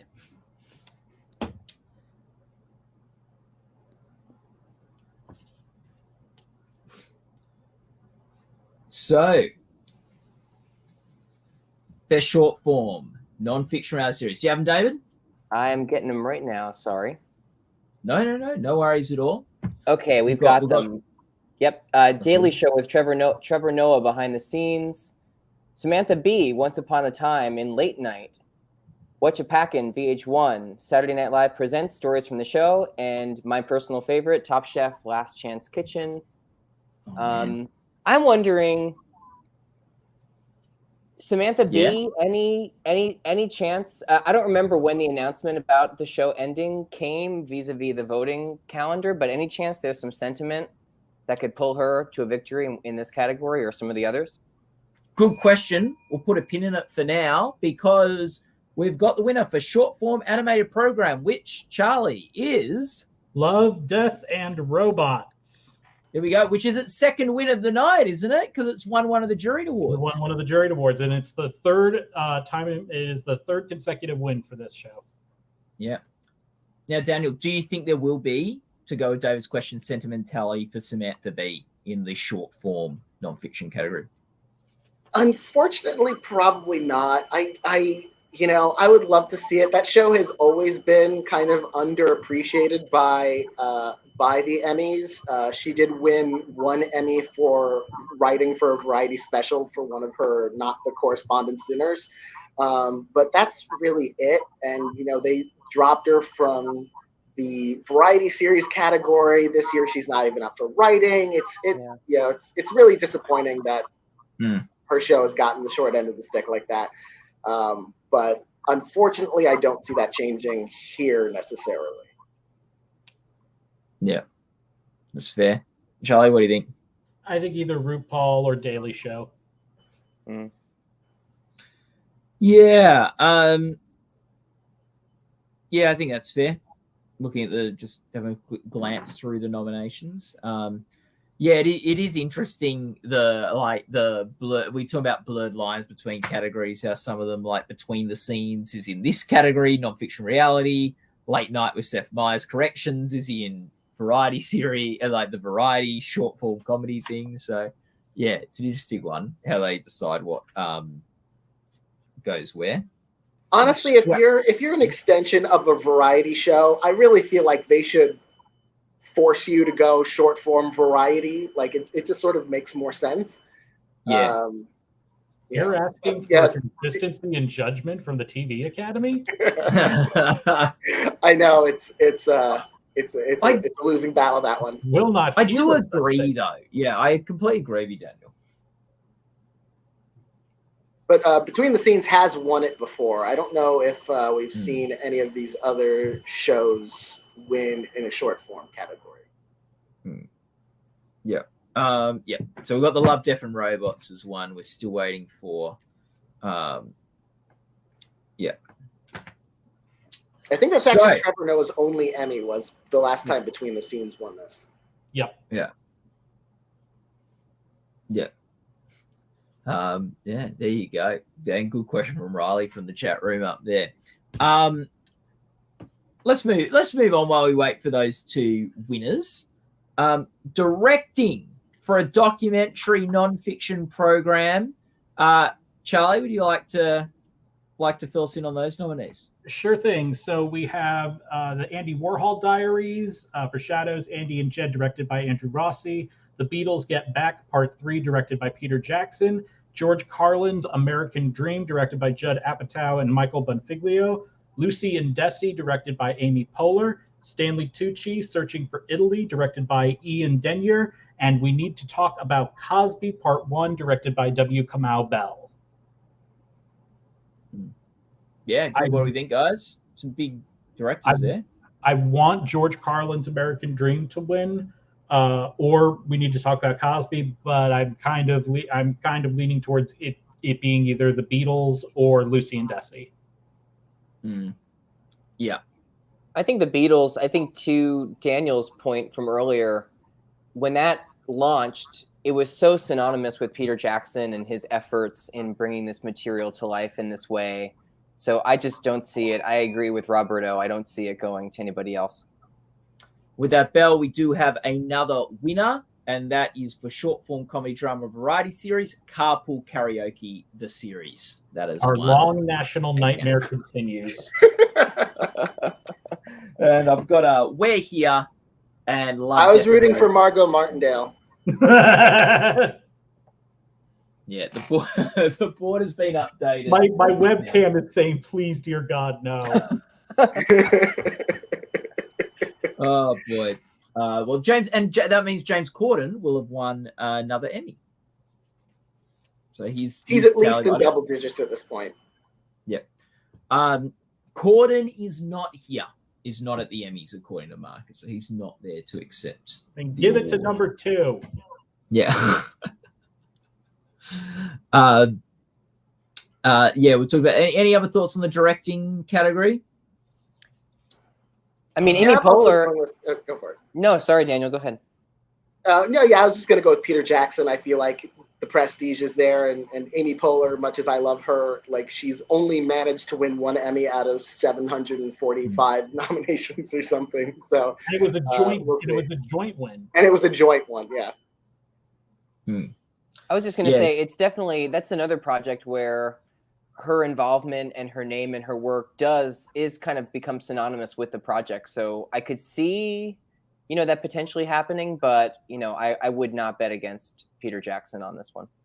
Yeah, and the Beatles Get Back and Lucy and Desi both chasing their second win of the evening as well. So there'll be an multiple Emmy-winning show if either of those can take it out. I'd like to see Amy Poehler win. It'd be great to see her win a directing gong, but I do also think that Peter Jackson, who did great work on that series, is the front runner. Coordinates 12 Emmys. Never won Best Variety Series or Writing and Variety Timeline. Talk series. Yeah, he's never won that top award, but he's picked up a lot of Emmys along the way. So he's probably won close to as many Emmys as John Oliver, maybe even more. Don't know if John Oliver took it any for The Daily Show back in the day or whatever. He did. He was a writer. He did it for writing, at least 1 or 2. Yeah, so it'd be interesting to compare the John Oliver's ahead, I think. When you combine writing for Last Week Tonight, writing for The Daily Show, he's probably up to around 15, 16. Yeah. Just doing rough math in my head, which I'm probably off by a couple.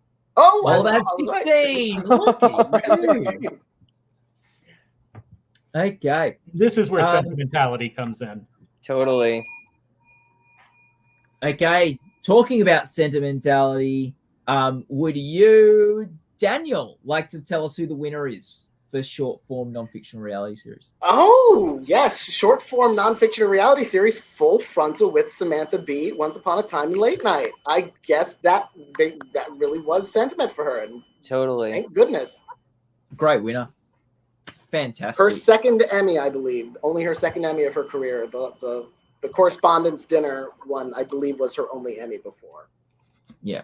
Even though I'm not the biggest fan of this category, just going to sort of variety talk series, little mini things that they do online or whatever, it is great to see one win which hasn't been recognized in those other categories this year. So that's fantastic. So once we get through the directing award, we've got Amy Poehler going head-to-head with Peter Jackson and other contenders there. We have sound mixing for a variety series or special. Adele, One Night Only, the 64th Annual Grammy Awards, The Late Show with Stephen Colbert, Super Bowl, what was it again, Charlie? 56th halftime show, and Saturday Night Live. What do we think, guys? I think it's a music. It will be a music winner, so that narrows it down to Adele, the Grammys, and the Super Bowl. Super Bowl's won a couple already. You never know. So is Adele. I'm gonna go with. Yeah, true. Oh, I'm gonna go with Adele. What do we think? Do we agree?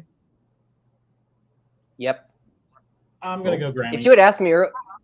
Oh, Charlie's going for Grammys. Not Adele's third win, not the Super Bowl's third win, but the Grammys' first win. Yeah, don't. Which could be. I believe it's won sound mixing before, and it's a unique challenge where you have multiple different performances from multiple different artists, as opposed to just one artist with Adele or just one group of artists. A 10-minute segment, which was the Super Bowl halftime show.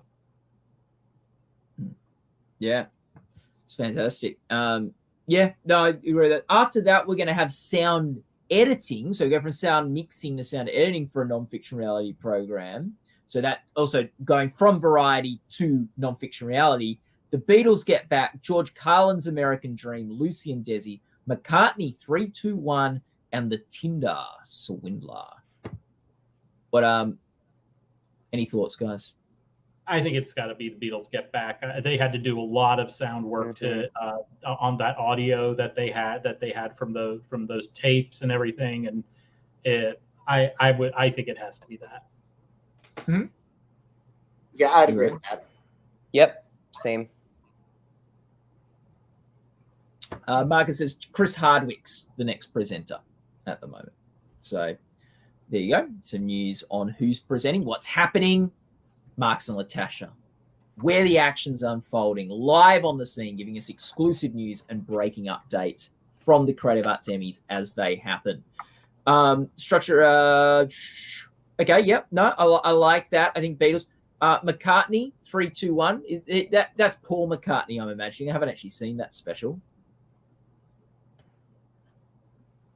Neither have I. I would assume that's Paul McCartney, but it's one of those things like, oh, you want to award the Paul McCartney nominee? You could just go with Beatles Get Back. So why go with one Beatle when you could go with 4 Beatles? That then brings us, we've done the unstructured reality program, which I believe went to Life Below Zero. We're then going to have the structured reality program. Daniel, would you like to tell us who the nominees are in that category? Yes, the nominees for Best Structured Reality Program. Oh, sorry, let's just hold it for a minute. I dunged twice. I meant to ding once. There's only one winner that we have to announce. Apologies. Charlie, who won this? Directing for Nonfiction. The celebrated director of such classics as Meet the Feebles, Peter Jackson, takes it for the Beatles Get Back. Fantastic. Which means the Beatles. Best movie he's ever directed. I don't care. I don't have the Beatles on the book. That's their second thing, right? Mm-hmm. Yep. Yeah. Is that are you being sarcastic, or do you think that is the best movie he's directed? Meet the Feebles? Yeah. I kind of do. It's my personal favorite. Oh, I've never seen it. I need. I'll watch it. It's so twisted. It's so twisted. It's one of the boy. Okay, I've Daniel, ever watched. Danny, you can now tell us the nominees for Structured Reality. Best Structured Reality Program. The nominees are venerable favorite Antiques Roadshow, Fixer Upper, Welcome Home, Love is Blind, Queer Eye, and Shark Tank. There we go. What do we think? I think Queer Eye. It's just one of those things that it's just keeping rolling along, and I don't see anything here that like poses a threat, like any like new shiny thing the Emmys are really excited about. So I think it's Queer Eye. Although I would love to see Antiques Roadshow finally win one. Oh, God, maybe the Emmys are feeling charitable this year.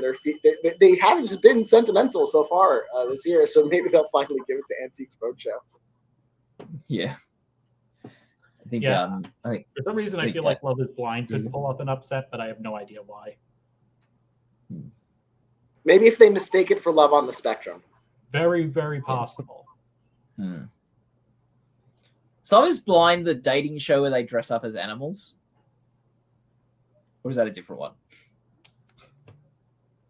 I think that's different. Like what, Animal Magnetism or something. I don't know. Yeah. I'm finding it very hard to keep track of all the dating shows and all the love, all the romance shows that are on TV at the moment. Yeah, I think that's the one where people, they can't see each other, but they kind of like interact with each other and sort of fall for each other without ever having seen each other. I have not watched it, so I'm not 100% sure. Ring the bell. Charlie, who's won something? Sound mixing for variety series or special goes to Adele, One Night Only. Ooh, we had a bit of a sort of a Beatles Adele showdown there, and Adele's got one over on the Beatles. So the board now, and correct me if I'm wrong, please, it's hard to keep track of the rules are coming in, but Adele is now on 3, and the Beatles Get Back are on 2. And we've got the sound editing coming up where Beatles could get their 3rd. Is that correct? Yep. I believe so, Okay. yes. Make sure I didn't miss a Beatles one somewhere along the way. Okay. So good job, Adele. But I'm saying Adele the special. I do not believe Adele was the sound mixer. So Adele hasn't won another Emmy, but Adele One Night Only has won its 3rd Emmy. So just to make that clear, just looking. So with 12 Emmys, this is from Chris Beecham. James Corden now has 1 Emmy more than Julia Louis-Dreyfus. So There you go. Bad Why couldn't they give play. her for the last season of Veep? Then they'd still be on the same. Okay. Unstructured. Where are we going now? Where are we going? We got picture Unstructured. editing. We got picture editing for an unstructured reality program. Oh yeah, who's up for that? We got Below Deck Mediterranean, Cheer, Deadliest Catch, Life Below Zero, and Love on the Spectrum. I believe this is the one that Deadliest Catch has been winning the last several years. I don't remember. I can't remember where. Yeah. Yeah, I can't remember which one. But editing, I feel like maybe Deadliest Catch or Life Below Zero. Yep. It's fair. Any other thoughts? When I was making my list, I put, we have a winner, so let's take a break. David, who is it? Tell us the winner. Sound editing, nonfiction or reality, The Beatles. Oh boy, 2 quick wins for the Beatles. Gets it up to 3. And actually, Chris made an interesting point just in our chat that Adele and Paul McCartney were stars on Carpool Karaoke. So, like, which sort of just won. So that's interesting that you got these sort of Carpool Karaoke one again tonight, and we saw Adele and the Beatles special are doing so well. As long as James Corden didn't somehow finagle a producing credit on Adele One Night Only. Well, it was CBS, wasn't it? Adele One Night Only. I can't remember, but if it does, then maybe they are contractually required to credit James Corden with it. I don't think, and I will get this fact checked before the end of the show, but I think it may have been produced by Ben Winston, who's one of the producers on the Late Show with James Corden. So I think there is actually a James Corden connection to the special. But I'll double check that as we're talking about something else. Riley's saying yes, so there you go. For picture editing, actually, Deadliest Catch hasn't won this since 2015. Okay.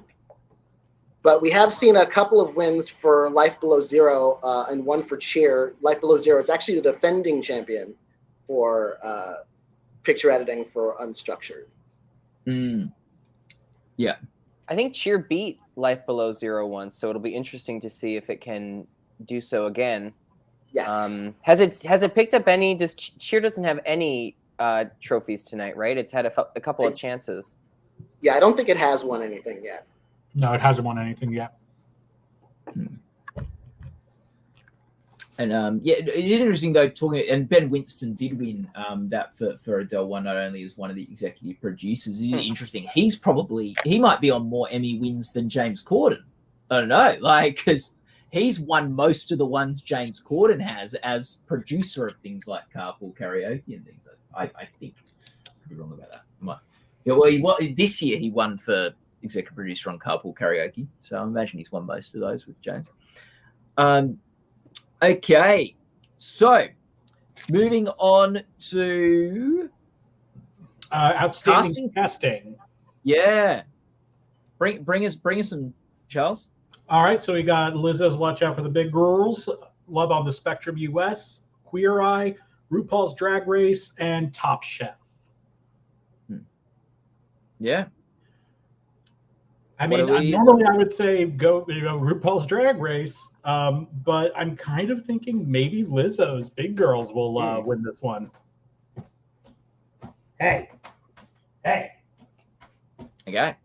Well, Charlie sorts out his cat. Daniel, what do you think? Clawing the damn.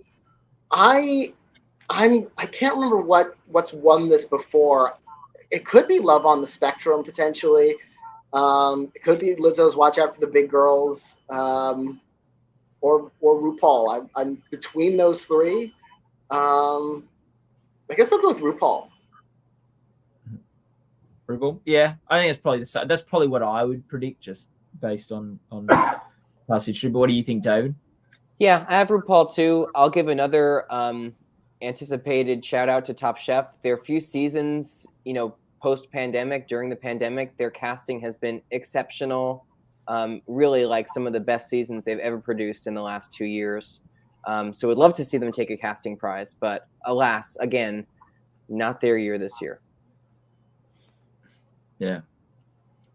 Though the year they did beat The Amazing Race, no one thought that was going to be their year. True. So you never know. Maybe once every decade or so, Top Chef will win top honors. Yeah. No. And then that'll lead us into a big category, best reality host, where we have who'd like to read the nominees for best reality host? Oh, we have an award to announce. Oh, okay. Who's won it, David? Structured Reality, Queer Eye. There you go. And that sets a new record. No reality series, not counting competition shows, no reality series has won 5 Emmys in the Top Program Award. There have been a couple of different iterations of the Top Program Award, but this is the first show to win 5. Well, there you go. Impressive. And do we have that's Queer Eye's first win for the night, isn't it? I believe. I think so. Yeah.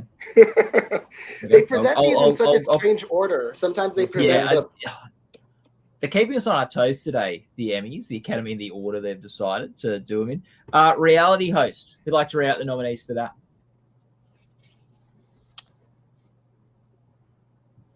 Okay, I got that. We have Charlie, hit us up. We have the Fab Five from Queer Eye, Nicole Byer for Nailed It, the various business minds on Shark Tank, Padma Lakshmi for Top Chef, Amy Poehler and Nick Offerman for Making It, and RuPaul for RuPaul's Drag Race. RuPaul has won the past number of years. Are they going to lose RuPaul today? was up to 6 for this, I think. Wasn't his first one, I think, 2016. And then because Drag Race has won 4, and I know he started winning before Drag Race started winning.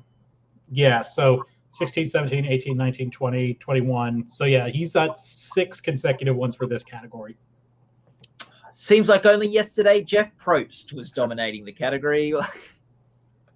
Did we a decade ago? Yeah. Did we ever get a rationale? I don't know if any of us did any sleuthing on why Padma is the only host for Top Chef this year when it's usually Tom, and I think Gail has been included too on occasion. So why only one host for Top Chef this year? Do we know? I do not. I don't know. I'd have to check the ballot to see if maybe they submitted separately, which is a mind-boggling thing to do, but they did that on Dancing with the Stars for some reason when Tom Bergeron had a co-host. So Tom Bergeron would get the solo nomination, and his co-host would never get in. So, do you think it's interesting because I feel like have we ever had co-hosts win this category before?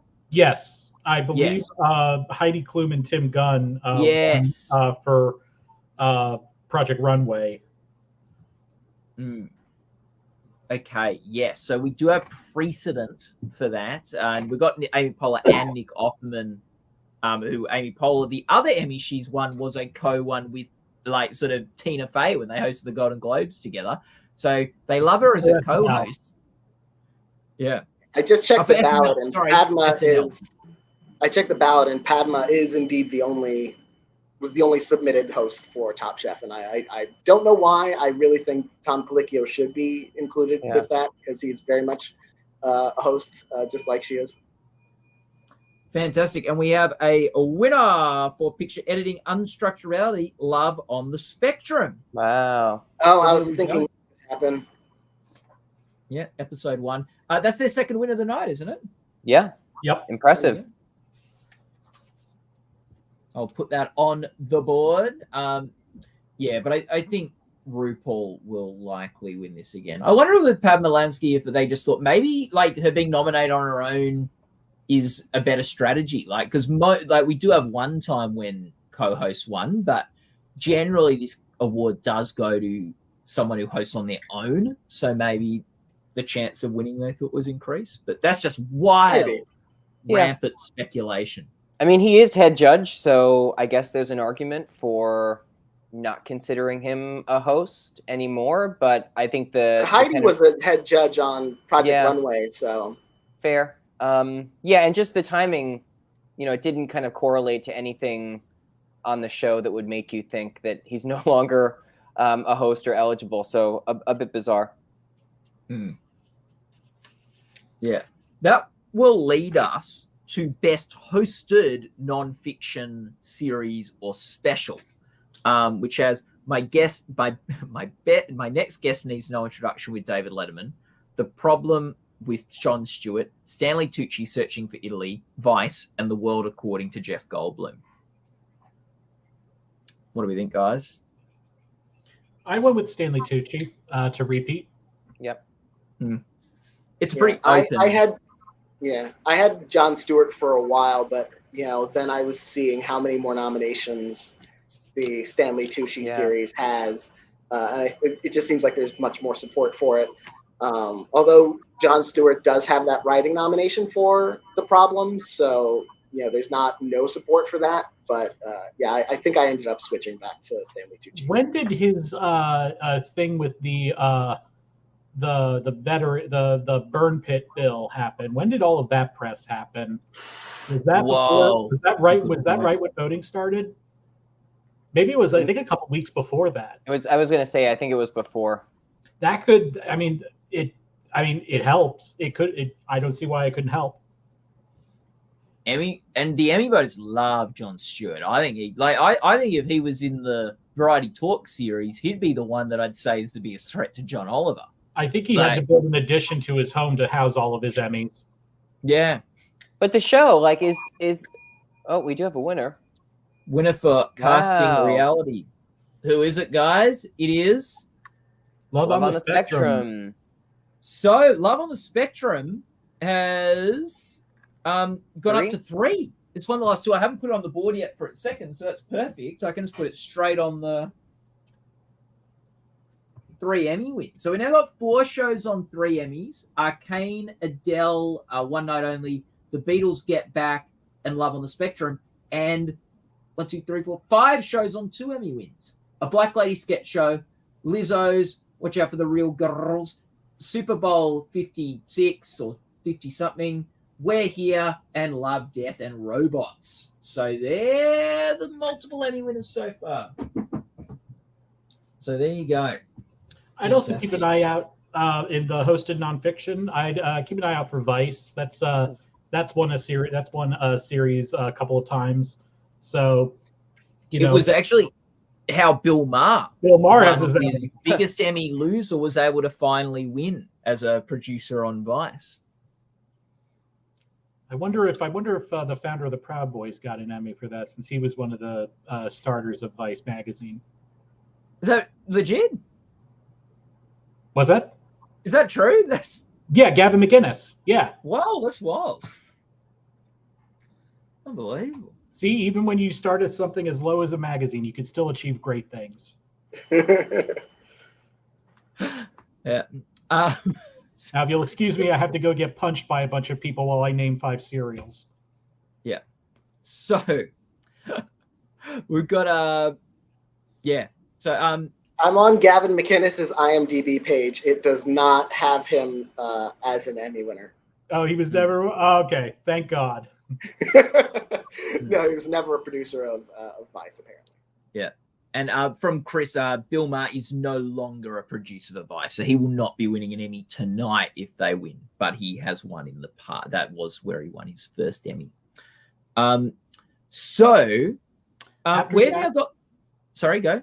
After that, we have picture editing for a nonfiction program. Mm-hmm. We have Beatles Get Back, George Carlin's American Dream, Lucy and Desi, Stanley Tucci Searching for Italy, The Tinder Swindler, and we need to talk about Cosby. We need to talk about Cosby. What do we think? What do we think, guys? Best picture editing. Are the Beatles going to do it again? I think they will. So. Yeah, I think so. Do we know if this category has a bias for or against archival footage? It's a good question. I might be able to check. We from Marcus. We at the moment they are doing an in memoriam segment at the Creative Arts, so we'll probably they won't come in as the winners. We'll have a little break from winners. So if there's any questions people have in the chat room, feel free to ask away or for any chat. There doesn't seem to be Apollo a 11 bias if you know. I mean, most of the winners have not been archival, but Apollo 11 won 2 years ago. So there's one that that's one in the tank for. Apollo 11 was able to do it. I would say the Beatles then. Yeah. Yeah. Rue has won series before with only hair and costumes and host, so it's not necessarily the fact that RuPaul hasn't won the other categories tonight does not mean it can't win best reality series. Best reality host, but RuPaul is not. The last couple of years, we have seen RuPaul win a lot of the awards. So a bit like Saturday Night Live, we're seeing some of these perennial winners that just sweep everything, not doing so this year as much. It's at least doesn't necessarily mean will foreshadow how things happen in comedy and drama series and things like that, the Emmys, but we'll see. If Lizzo had been nominated for reality host, I would be taking that more seriously right now for reality competition series. Even now I'm taking it seriously, but I still think RuPaul's going to win that one, unless we see really shocking losses like RuPaul losing for host. But yeah, like it's interesting because that's the shiny new toy that RuPaul has never had to face before. That the Emmys might lean towards, but they couldn't get it in for host. So, which is weird because I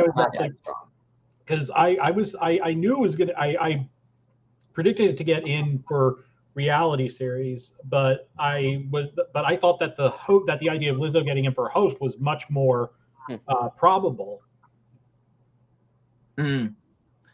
Yeah, it's a bit like Seth Myers, who we would have thought would be more probable for the writing category than the series category. He gets in the series, but not the writing. So yeah, pretty interesting. RuPaul can't say he wasn't warned though, because the show is called "Watch Out for the Big Girls." So he was warned in the title that they were coming. Bill Nye's the next presenter. That's fun.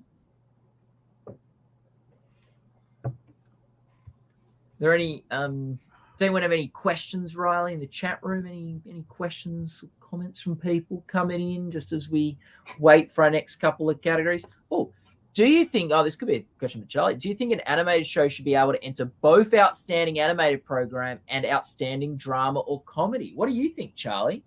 I think sure. I absolutely think it should, because animation is not a genre, it's a medium. So I have no problem. Personally, I have no problem with it. That's why, it's weird when you look at The Simpsons and they're not in there for, I can't remember if it's third and fourth or fourth and fifth season, that they're not in, that they weren't nominated for animated program because they tried to get into comedy series. They weren't able to. But I absolutely think that they should be able to get into both. I agree. If an animated program, if an animated film can get into Best Picture at the Oscars, then an animated program at the Emmys should be able to get into drama or comedy. Yeah, I like it. And look, a couple of years ago, you had, a number of years ago now, you had Family Guy choose not to go in the animated program to compete in the comedy series. They were able to break into the comedy series race, but it sort of is weird that, shows are probably often they'd have to choose in that situation. It's less likely Family Guy could win Best Comedy Series. So are you trying to get a nomination in comedy series, or are you trying to win the animated? It becomes a tough position the makers of those shows have. So I think they should be eligible in both. I don't think a whole bunch of animated shows would get in anyway. We got a winner. RuPaul keeps his streak alive. 7th consecutive win for Outstanding Host. Fantastic. Congratulations, RuPaul. Rob Licuria, very happy Come on, Mama Roo. Is that its second win of the night? Has it won something else? Oh God, why am I blanking? I think it won something. I think it won something. Oh else, yes, it but won production design. I took credit for that one because I interviewed the production design. Oh yes, there you go. Of course. How could we forget? RuPaul, also a big fan of Gold Derby, RuPaul. So it's always lovely to see a Gold Derby fan win Emmys. Yeah. Oh yeah. And Josh Conn is saying that's a great question about the animated series being a comedy series, because maybe Arcane could have snuck into drama this year. That would have been the first, that. I think that could have been like one of those stealth nominations that could have happened there. It would have been very tough, but I wouldn't put it past them. Yeah.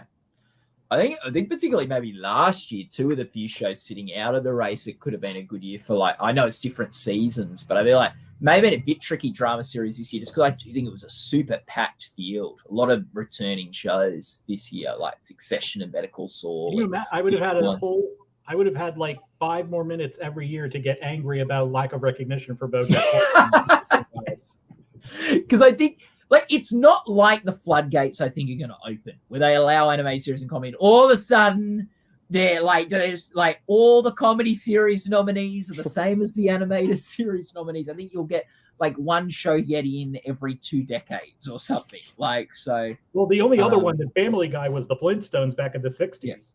Yeah. And really, it's a shame The Simpsons in its prime wasn't able to get recognized in that category, and that they were sort of denied. I think they did compete 1 or 2 years, didn't they, Charlie? They tried to did it twice. I can't remember if it was the 3rd and 4th season or the 4th and 5th season that they submitted for comedy series instead of animated. Yeah. Anyway, fantastic. So yeah, no, that's a great question discussion. I'd love to see that happen. I guess they don't want like a line where, like, but I think for animation you can make an exception. And does that also, can they submit animated episodes for writing and directing in drama and comedy? So. I think so. Okay, well, that's good. I'm glad they're allowed to get recognized there. Okay, we've got winner. David, announce this one for us, please. Hosted nonfiction series or special, Stanley Tucci, Searching for Italy. You got your I did. I got one. You got one. The foodie gets one victory in the night. That's great. Congratulations. There's nothing more compelling on television than watching a bald man eat Italian food. Yeah.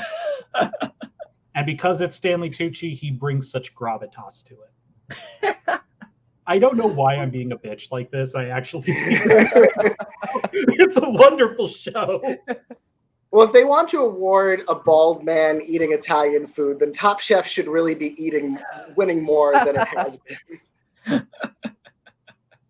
Oh, Tony Bruce, one of our contributors, very happy with that win too. So yeah, no, it's great. It's great. We love Stanley Tucci. And it's really during lockdown and COVID, he really did some great just content of making cocktails and things like that. So I think his stock has gone up big time in the last couple of years. What category are we like?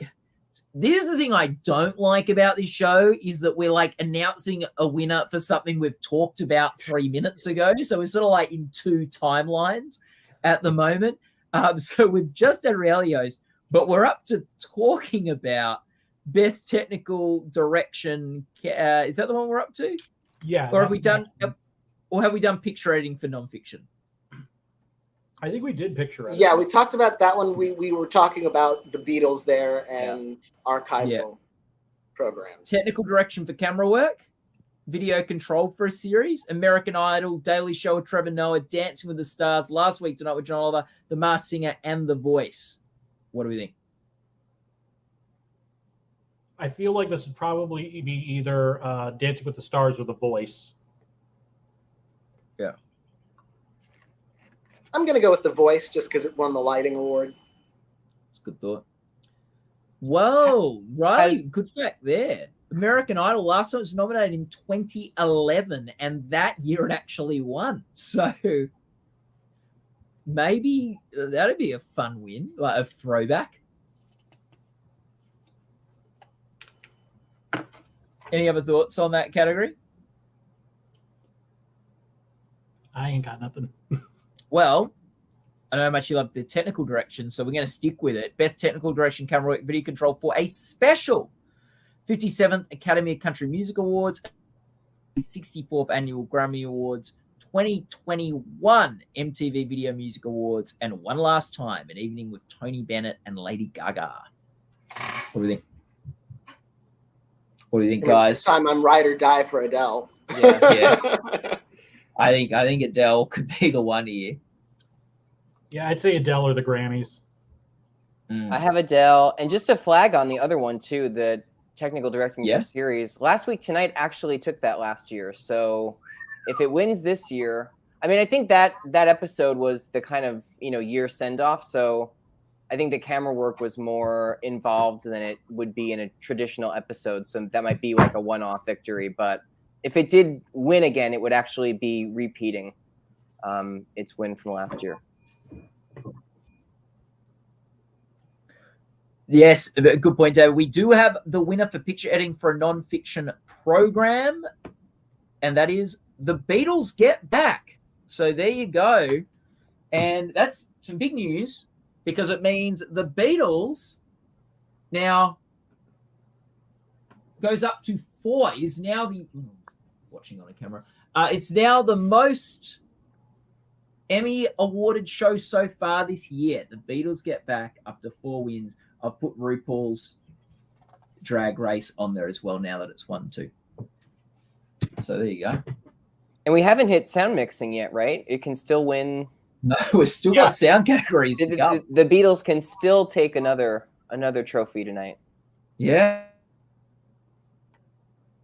Beatles, because they're at 5, and Adele is on 3, eligible in another couple of categories as well. From a press release just now, RuPaul Charles has added to his own record for the most Emmy wins by a person of color tonight by winning this award. To date, RuPaul Charles has received a total of 12 Emmys throughout his illustrious career. So he's in James Corden. Yeah, James Corden. He's caught up to Corden. So very good. And I guess James Corden and RuPaul win their 12th award on the same night. But yeah, so most Emmy wins by a person of color, RuPaul Charles. That's fantastic. Great. Well, let's talk. We're talking about the sound mixing. Chris just does point out he can win next week as well for reality competition program. So probably there's a good chance he'll actually land on 13 by the end of this year. Sound mixing, we've got the Beatles Get Back, George Carlin's American Dream, Lizzo's Watch Out for the Big Girls, McCartney 3-2-1, RuPaul's Drag Race, and Stanley Tucci. Is this the Beatles to lose? They've just gone up to 4 wins. Will it be 5?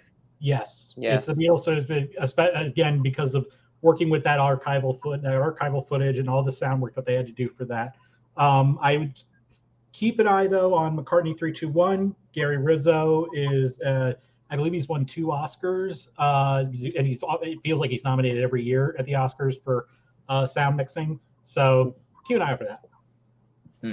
And just going back to our discussion on technical direction for series with Last Week Tonight, Riley said that's actually John Oliver's won that the last 3 years in a row. So last year's win wasn't like an anomaly. So I think he might be in a good chance to win it again then. Yeah. Yeah. So great. Do we want to talk about the next category? No? Yes? Yeah? Let's do it. Absolutely. Yeah. David's keen. Documentary non-fiction special Controlling Britney Spears, George Carlin's American Dream, Lucy and Desi, The Tinder Swindler, and We Feed People. Oh, but first, technical direction for a series Last Week Tonight with John Oliver. There you go. And that's its second win of the night, isn't it? Because one writing as well. Yep. Yes. So I'll get I'll get ready to put it on the big board.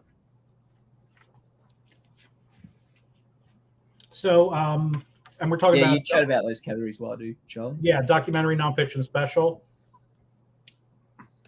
You know, I was thinking. I think I predicted Lucy and Desi, but has that only won one tonight? Or is it that one for music. So, or did it win anything else? I think it just won music. Yeah.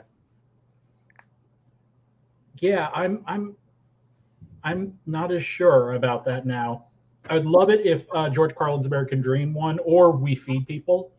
Those were both excellent ones. And also Controlling Britney Spears was really good, but Framing Britney Spears wasn't able to win last year. So. Yeah, I actually, this is one of those categories I went out on a limb on. Lucy and Desi was our front runner in our odds, but I actually did switch to George Carlin. And if George Carlin's American Dream were to win this, his daughter Kelly Carlin is one of the is an executive producer on that. She would win an Emmy, something that George Carlin was never able to do throughout his 50, 60-year career. He was nominated 6 times, but he never won. That'd be cool. Very cool. And that would also be another Emmy for Judd Apatow, who I know has an Emmy as a writer for the Ben Stiller show. We might have won another writing Emmy or something like that, but he'd also win as well. Wow. Any last thoughts on that category from anyone? We'll go from there to writing for a non-fiction program. You've got the Andy Warhol Diaries, How To with John Wilson, Lucy and Desi, The Problem with Jon Stewart, and The Tinder Swindler. What are your thoughts, David? You know, I don't know. As we were talking about earlier, Jon Stewart is tempting in writing. You know, I'm not sure. And anybody else? That's kind of what's standing out to me of the choices, just as a kind of interesting hypothetical. I think Jon Stewart. I would actually might go out on a limb and say How To with John Wilson. I mean, John Wilson has a lot more buzz. That show has a lot more buzz than the Jon Stewart show. Okay. We have a winner for technical direction in a special. Who is it, Charlie? It's Adele, One Night Only. So this is interesting. We've now got Adele and the Beatles get back, both on 4 wins. I think Adele has 5 total nominations, and I don't think it's lost anything yet. So is there still one, or did it win something? Or did it lose something? I think it lost. No. Actually, it's still up for best directing for a variety special. So I think that's I think second it's last. Yeah, second last category. Nominations. We'll look into that. Interesting that they're giving directing for a variety special after Variety Special Live. It's such a strange order. Yeah. The order tonight is, there's a few that are together. I can see why those two are after each other, but outside of that, it's a real mishmash of categories and things. But anyway, it's good for us to keep on our toes, keeping the cogs turning. So sound mixing for a nonfiction reality program will be the next one that is announced. We are on to, we've talked about writing. Any other thoughts about writing? I think Jon Stewart could have this. I think they love him in the Academy. And as Charlie said, there was some sort of press around him in the lead up to the Emmy Awards this year. I agree with Daniel about keep an eye out for How To with John Wilson. Yeah. I know a lot of people are very fond of that show. Mm-hmm. Yeah. Oh, okay. So here's a backstage info from Marcus. One of the camera people from Adele is also working this show, and he brought the camera on stage for extreme close-ups. Nice. Way to multitask. There you go. Very, very. If only Emmy ceremonies were actually eligible for Emmys. then Yeah. What was the thing that I think it was Gary Shandling during a ceremony? I think it was in his opening monologue. Said they tried to do that, but they couldn't get the voters' heads out of their own asses long enough that they were to do that. Yeah. Something like that. I can't remember. Oh, fantastic. So no, very good. So after writing for a nonfiction program, we've got exceptional merit in nonfiction. Oh no, sorry, exceptional merit in documentary filmmaking. Changing the game, Changing the Game, Frederick Douglass in 5 speeches, and When Claude Got Shot. What do you think, Daniel? I was going with the front runner for the longest time, Frederick Douglass in 5 speeches in our odds at Gold Derby, but I switched to Changing the Game. Sorry, Daniel. Just when Adele caught up to the Beatles, we have a category where the Beatles Get Back has won sound mixing for a non-fiction or reality program. So the Beatles now the Beatles Get Back goes up to 5 wins, and Adele One Night Only is on 4. There is another category that the Adele One Night Only concert is competing in, though. So it's not over yet. Tonight are the Beatles in any more categories? The Beatles special? I don't think so. No, not tonight at least. Not tonight. Yeah, they're not up in any other categories. Okay. Yeah, the Beatles swept. They won absolutely everything they were nominated for. Yeah.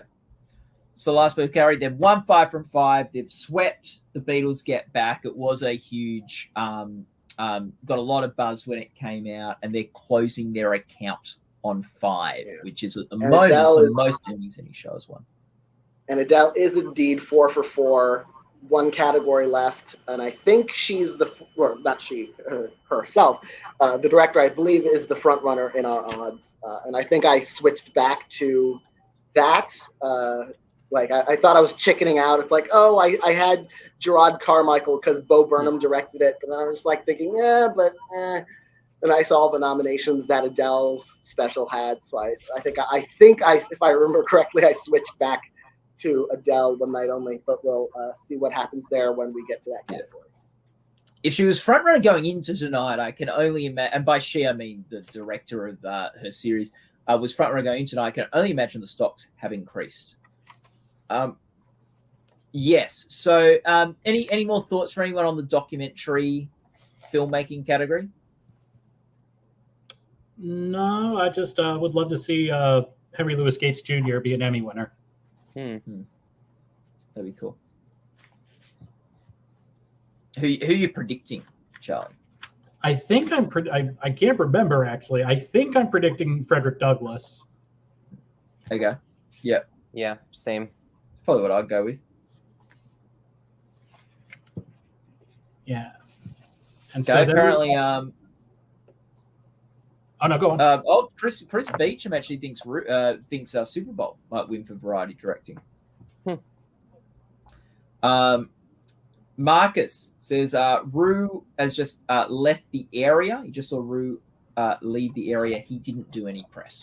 So RuPaul was there to accept, unlike Barack Obama and Adele, but he has not done the press afterwards. Next presenters are from Sherman Showcase / Southside. Love that show. Yeah. There you go. So after after exceptional merit in documentary filmmaking, we have outstanding variety special live, and that's the 64th Grammys live in front of a studio audience. Facts of Life, Different Strokes. The Oscars, Super Bowl 56 halftime show, and the Tony Awards presents Broadway's Back. Yeah. I can't remember who I predict. I think I predicted live in front of a studio audience. Yeah, I can't remember where I landed either. I was predicting the Tony Awards for a while. They haven't won for a while, but this was the big Broadway's big comeback, so I thought maybe it would win. but I might have switched to live in front of a studio audience before the prediction center closed. I do not remember for sure. Yeah. I think I have live. What do you have, Matt? Well, I think I would have had live, I imagine, but I'm now wondering the Super Bowl is going to win this because it's having a good night. And talking about people who are one away from EGOT, if the Super Bowl halftime show wins, Eminem would be a Tony away from an EGOT. There you go. Yes! Oh. Charlie, announce it. You're very happy. Outstanding documentary or nonfiction special, George Carlin's American Dream. Oh, I went out on a limb and it actually worked. That never happens. Wow. Yeah. So Kelly Carlin is able to succeed where her father was never able to. Not that it mattered to George Carlin. He probably didn't give two craps about it. He'd probably be happy she's won, I'm guessing. Like, what's really interesting about that documentary is you see a much softer side to George Carlin. Like they have these saved voice messages that he sent to his second wife while they were dating, and he's just like he sounds like a high schooler who's just head over heels in love and being silly. It's really, really sweet. So if you haven't seen it, I implore you to watch it on HBO Max. It is fantastic. Yeah. There you go. So he would absolutely be happy for his daughter. Yeah. 5 categories to go. We've got 5 categories to go tonight, but don't worry, there's plenty more Emmy categories tomorrow, and then next week you've got the big among the people that would win Emmys if the Super Bowl were to win Variety Special. Not just all the performers, so Dr. Dre, Snoop Dogg, Mary J. Blige, Eminem, Kendrick Lamar, 50 Cent. Jay-Z would win one as well. Yeah, he's an executive producer. Wow. Chris is reminding us that Norman Lear's 100th birthday could factor into the race. The publicity for his 100th birthday kind of helping Live take home another Emmy. It's won before, hasn't it? It has at least twice before. I don't think it's actually lost when nominated. It might not have lost, period. I can't remember if there's ever a year where it wasn't, where it was eligible but not nominated. We got a bit of from Marcus in the press room. Kelly Carlin gave the speech for George Carlin's American Dream, and she ended it by saying, quote, "Remember to take care of each other and go fuck yourself." That's great. That's best speech of the night. We haven't seen any of the speeches, but that has to be the best. That has to be the best one of the night. So the the best variety special with the Grammys, live in front of a studio audience, the Oscars, Super Bowl halftime show, and the Tony Awards, Broadway's Back. That's a big race. There's you've got Norman Lear coming off his 100th birthday with that special. You've got the Super Bowl halftime show that's having a great night. It's already won 2 Emmys. And you've got the Adele One Night Only that at the moment is batting 4 from 4, going to do what the Beatles Get Back has done and sweep their categories for the night and take out 5 Emmys. And then you've also got who else is nominated? Got another winner. We have a winner. Oh, great. What's the winner? So we got writing for a nonfiction program goes to Lucy and Desi. Oh, interesting. Surprise. Oh, that's cool. Honestly, if they had announced this category first, I would suddenly be regretting predicting George Carlin, even though I ended up getting that right.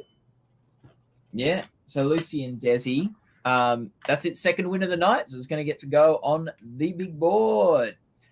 So what are we predicting for Variety Special Live? Are we going with what is the one you guys are predicting? I'm predicting Live. Yep. I think I might have the Tonys in my official predictions, but probably live. Yeah. Yeah. Just to correct myself, I think I mixed up a few nominees from the categories. So for the Variety Special Live, you got Grammys, Live Frame Studio Audience, Oscars, Super Bowl, and the Tonys. In case I read that out wrong, because I think I was reading between two lists we got there. So yeah, I'm worried that. Yeah, I hope Live from the Studio Audience wins, but I could see the Super Bowl pulling it out. Great. So after that, we have directing for a variety special. Yes.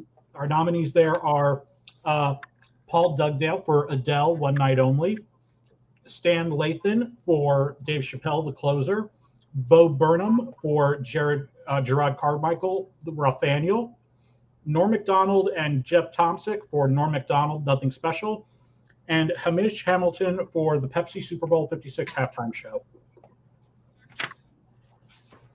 Do we think Adele rounds it out, or does the Super Bowl get in her way?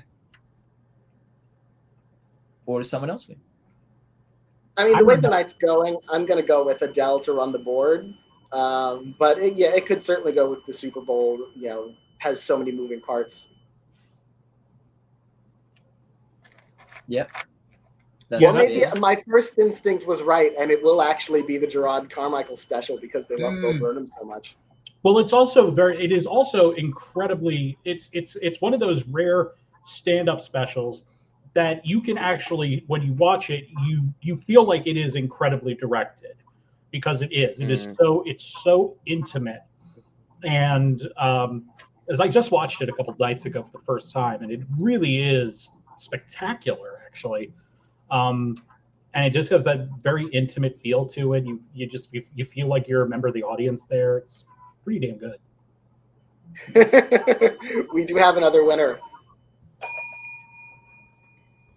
Exceptional merit in documentary filmmaking. It was neither Frederick Douglass nor Changing the Game. It was When Claude Got Shot, which I'm perfectly okay with, because if I go out on a limb and I'm wrong, I'd rather everyone be wrong than just me. Oh, I thought you were going to say, because you thought When Claude Got Shot was a great documentary filmmaking. That would require a level of integrity. I'm sorry. I only care about predictions here.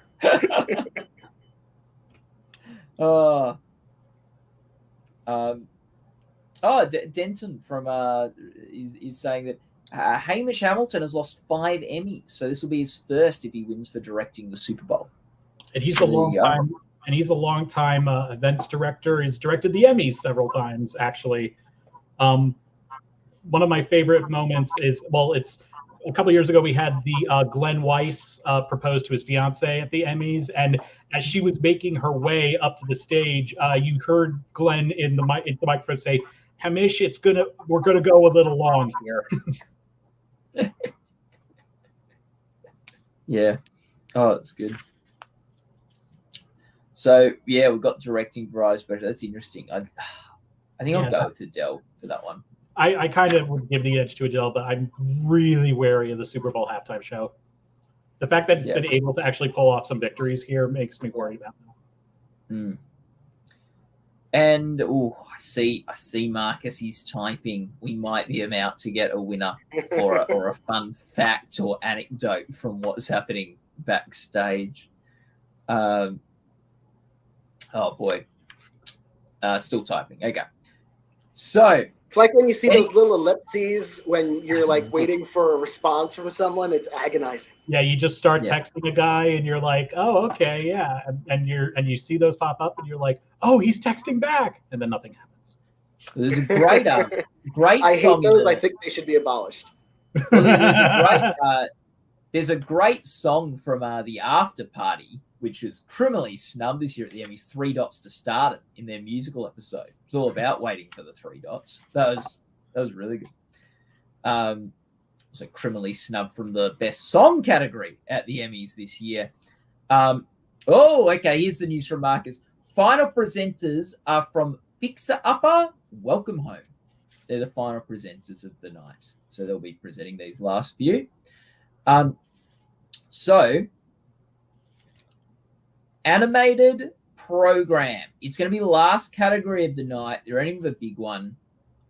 Charlie, do you want to talk us through the nominations for Best Animated Program? We know you love your animation.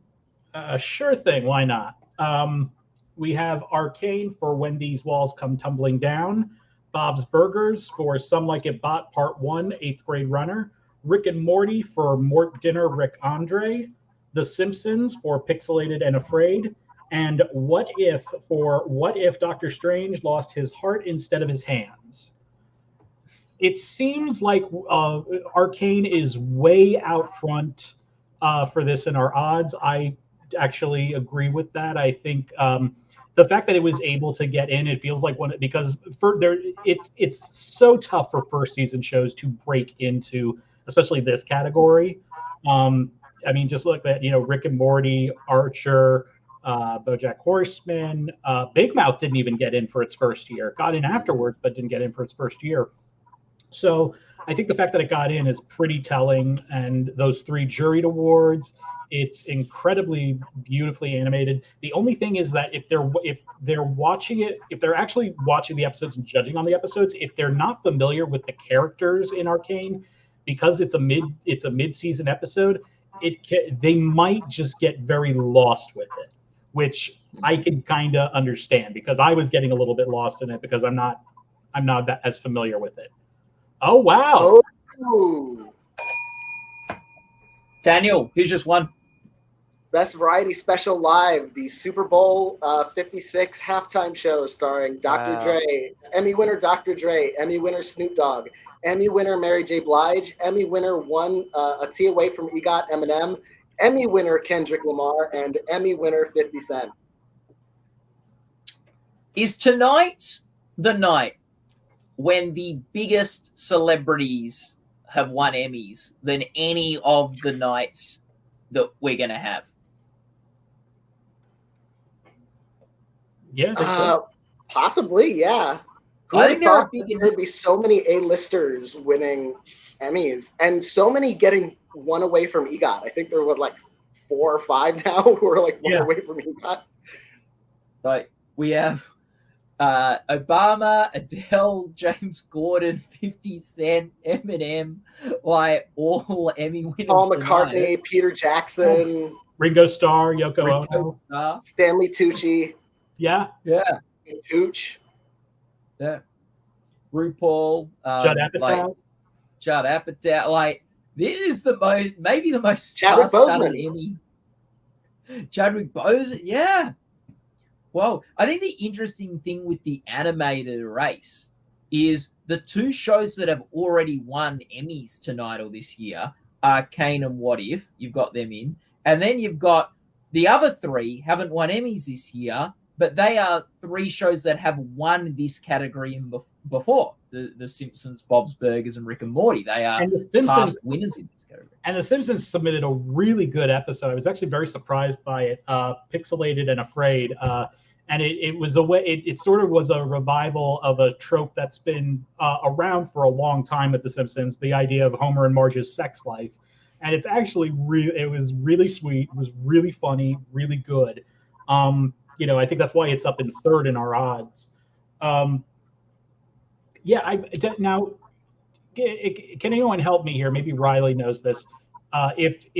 If there's an episode that they want to submit that's a part 1, part 2, if it's denoted as being a part 1 and part 2, they're able to submit them together for animated program. Is that correct? From memory, did Batman the Animated Series win for the Two-Face part 1, part 2? I don't remember. That's rules could have changed since then. That's very true. Just because it happened back then. It could have changed, but that's my best memory. It's like the only time I can try to think of some precedent. Just give me a second here. What episode? Okay, so I'm actually looking at Batman the Animated Series Robin's Reckoning, part 1 in 1993, and looks like that was only part 1 was submitted. Oh, well, there you go. I was right with the series, but wrong with the episode. Yeah, because I talked to when I talked to Lauren Bouchard a couple weeks ago, I said to him that I said to him that I thought that they would be able to, and he was like, oh man, I wish we were able to. Yeah. Boy. So yeah, what Charlie? What? So you said The Simpsons submitted a particularly strong episode this year. Were there any other episodes? Oh, Best directing for a variety special. 5 for 5 tonight. Adele, One Night Only. and here we go. So tonight, the Beatles and the Beatles Get Back and Adele One Night Only are going to finish on 5, which will be the most any a show will be on at the end of this evening. Arcane could go up to 4. What, sorry? And both undefeated. Like neither the Beatles nor Adele lost a single nomination. So yeah, as you can see, like on the board, the wealth has been shared pretty well tonight, but we have had 2 shows that have just gone through and swept. So we've seen more recently a bit more sweeping happen at the Emmys, and tonight would indicate that is still to some degree the case. Arcane could win Best Animated Series and go up to 4 Emmys for the year. The other one I would keep my eye out on is Rick and Morty. They have never lost this. They've won. They've been nominated twice and they've won twice. So, keep an eye out for that. I know there's a comment. Arcane can go up to 5 altogether. Is that in another category, or have I missed one? I'm trying to remember. Are they up? Give me 1 second. Let me bring it up here. But yeah, so we've got they are up tomorrow night for sound editing. Yes. Sound editing for a comedy drama series, half hour, and animation. Yep. Very convoluted category name. Yeah. Were there any other great episodes submitted, Charlie, in the animated series category? I'm not sure what Big Mouth submitted. They're not in though. They're out. I was very surprised that they were out. I don't know, and I would have loved to have seen Human Resources, the spin-off show of Big Mouth, which I really love. I thought that was, and I would have loved to have seen Rosie Perez nominated for character voiceover. But and I'm always partial to Solar Opposites as well, but on Hulu. That's a personal favorite of mine as well. It's always great to hear. I love when Justin Roiland and Thomas Middleditch riff off each other. It's fantastic. Yeah. Anyway, so Arcane, is anyone not picking Arcane for animated series? I don't believe any of us were, and we now have an answer to that question. Charlie, who's won Best Animated Series? The Emmy for Animated Program goes to Arcane, When These Walls Come Tumbling Down. It is the first time a first-year eligible show has won this program since 2015, when Over the Garden Wall claimed the prize. And how often do dramatic animated programs win this? Not as much. Let me see. I have the list up here. Let's see here. Well, last year we had one with Genny Tartakovsky's Primal. Before that, God, it's been so long since. Does anybody remember Over the Garden Wall? Is that was that comedic at all? I can't remember. I'm pretty sure that was comedic. Or at least it had comedic elements to it. I don't know. Can you commit? Can you? I don't know if I could. If I consider Penguins of Madagascar. That's funny. I didn't laugh one bit at that episode that they won for. That was a travesty. I mean, Futurama, Tip of the Zoidberg, it was up against it. Did it win? Come on. It's a favorite of mine. Batman the Animated Series is more a dramatic fare from 1993. Like, that's not really a comedy. And you also had Before the Dinosaurs winning this as well. Star Wars Clone Wars has won it as one. Star Wars Clone Wars would be more a drama. But yeah, but it's they usually opt for your half-hour comedy type of animation. Generally more adult oriented, but children's shows have been known to win as well. And to be fair, there are more comedy animated shows being made than dramatic ones, so there is probably a bigger pool there. Yeah. Well, hey guys, guess what? That's the end of tonight's awards. What they're all the ones we're handing out today, or they're handing out today. Any thoughts or reflections based on the end of tonight? I honestly, I would not, if you told me that the Beatles get backward sweep, I would 100% agree. But if you told me that Adele, One Night Only, would sweep every one of its categories, given how competitive some of those races were, I'm not sure I would have believed you. It's quite impressive. They whatever their campaign game was, they got this show out to every member of the Television Academy. Great job there. We are seeing some little bits of vulnerability for shows like SNL and RuPaul's Drag Race, although maybe not enough for them to lose next week. So very, very interesting night, actually. Yeah. Was that Adele's? But that's the one that they've got all the celebrities there asking her questions, don't they? They just had enough Emmy voters were part of the special that they voted for it. David, what are some of your thoughts? No, I echo Daniel, and just to say too, I know we said we shouldn't. This is a great night because we don't have to read too many tea leaves going into next week. Yeah, there are a few kind of question marks on, SNL lost some prizes we thought it would take, RuPaul too. But I would also caution to not overthink, what some of these below the line categories mean for, the kind of wider, program wide that we'll see next week. I'm going to try very hard, at least that's advice for myself, try hard not to overthink what we saw tonight relative to, what I'm predicting for next week. Yeah.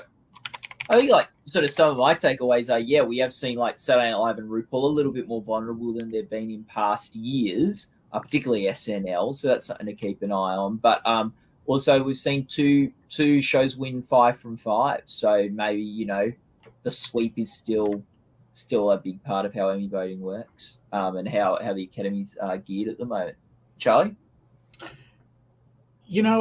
I just think I think it was interesting that we got a bit more of a spread out thing. No one, while you did have shows that you could say dominated like the Beatles and Adele, there was a lot of spread out stuff. So it was nice to see a lot of programming get rewarded. And I will say, this has made the reality competition and variety sketch series categories much more interesting, and it's going to cause me to lose a little bit more sleep than I already have. Interesting thing I just looked up. I looked up those last 2 times that Saturday Night Live lost Best Directing. I think if I'm reading them correctly, I might have my years mixed up. I believe both years it lost variety sketch. It was 2015 and 2016. 2015, it lost to The Daily Show and lost variety sketch to Schumer. And then the following year, it lost directing to Schumer and lost the variety show to Key and Peele. If I'm reading that correctly, I have multiple tabs open. Well, so the only thing it could lose to is a Black Lady sketch show. Yeah, and from memory though, both of those years, Saturday Night Live, and it's weird to go back to this time. They weren't upset. Saturday Night Live wasn't the favorite either of those 2 seasons to win that. I think Amy Schumer was. I think we were expecting Amy Schumer to win again, and that's when Key and Peele won. And the Key and Peele was surprising. Yeah, Key and Peele was surprised, but I wasn't surprised that Saturday Night Live lost that year. I was surprised that Amy Schumer didn't win again. Especially after Amy Schumer won directing that year, even though Yeah. So this will be weird because if Saturday Night doesn't win, it'll probably be the first year it's lost that it hasn't gone into the Emmys, the front runner, since they've had this sketch category. Yeah. Are there any sort of thoughts about tomorrow? Things we're looking for tomorrow at the with the Creative Arts, which is going to be focused more on the limited miniseries, drama, and comedy series fair. I'm looking for telltale signs like that kind of Queen's Gambit sweep sort of thing happening. Although for some of these shows, it's going to be hard to tell. Like a Ted Lasso is not going to be a show that's going to be a huge technical contender. Succession has a few Creative Arts nominations, but it's not necessarily a show that has to win all the Creative Arts awards to be the Emmy frontrunner. So, but it'll be interesting if those shows overperform, if they underperform. White Lotus, tons of nominations there. If that show goes on a run, we could see a lot happening there in terms of which way the trajectory is. And we could see some mirages, we see a show win 7 times and they're not really the front runner after that. So you never know. Yeah, well, like Squid Game and Severance are 2 shows that are so visually distinct. You could see them being shows that do really well with technical or the Creative Arts Emmys, but can't sort of do as well in prime time. That being said, they're both great shows that could also do well in the prime time. So it's going to be hard to get a bit of read on. I agree with you, Daniel. The drama carry is going to be a bit confusing. Charles, what do you think?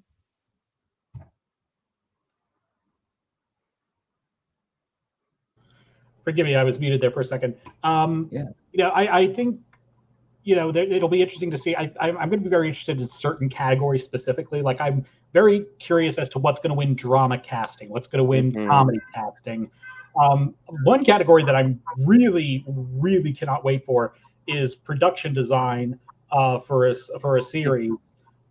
Because the idea of Squid Game and Severance going up against each other, specifically for that in that category, because the production design is insane. Of course, with Squid Game, it's much more elaborate and grand, whereas Severance, especially because you have those hallway scenes, but it's very well designed, but it's much more subdued.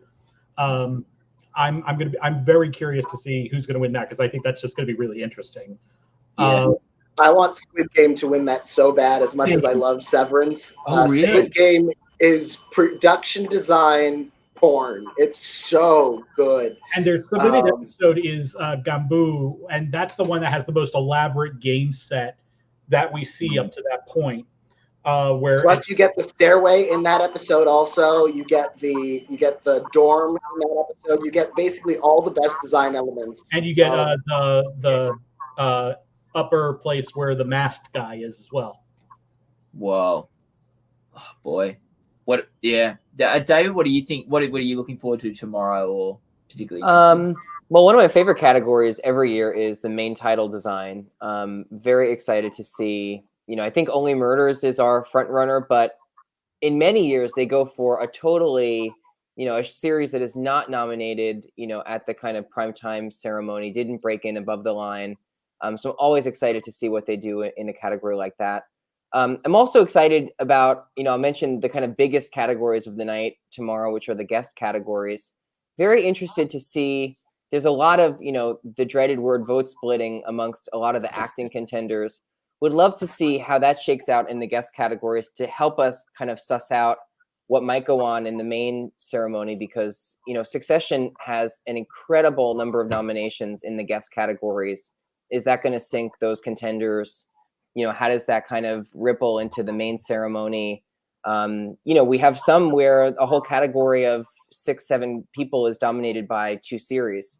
So I'm very curious to see if we get any hints on, are they able to kind of distinguish their favorite contenders and vote for them, kind of get enough support behind somebody or not? I think that'll help us kind of understand what's going to happen better next week too, when we see those acting winners.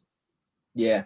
No, it's a really good point. I'm really excited for the main title theme music. I would love the White Lotus theme to win that. I just thought that was one of those themes that I just couldn't skip when I was watching the episode. I had to and it created a mood and a tone. So anyway, lots to discuss tomorrow. I'm super excited, and don't you worry, we're gonna be back to break it down live. Gold Derby. We're going to wrap this up in about a couple of minutes. Are there any questions in the chat room that people are dying for us to answer before we say farewell for today? Just give a few seconds in case a question comes up, in case something people are itching for us to answer that we haven't touched. Doesn't look like it. If one comes up, I'll read it out. That's how things stand at the end of Emmys Night 1. The Beatles get back, and one night only with Adele leading on 5. They've swept 5 from 5. They couldn't do any better. Kane picking up 4, most of which were juried awards that were decided before tonight's announcement. But they also won the big Best Animated Series Award. And then we've got 3 for Love on the Spectrum, 3 for Super Bowl halftime show, and then 2 for Black Lady Sketch Show, Lizzo, Watch Out for the Big Girls, Lucy and Desi, We're Here, Love, Death and Robots, RuPaul's Drag Race, and Last Week Tonight. A big good night for Netflix. Big program wins. Big night for Netflix. A lot of those program wins. Arcane, Love on the Spectrum, Love, Death and Robots. They had a good night. Yeah, great night for Netflix.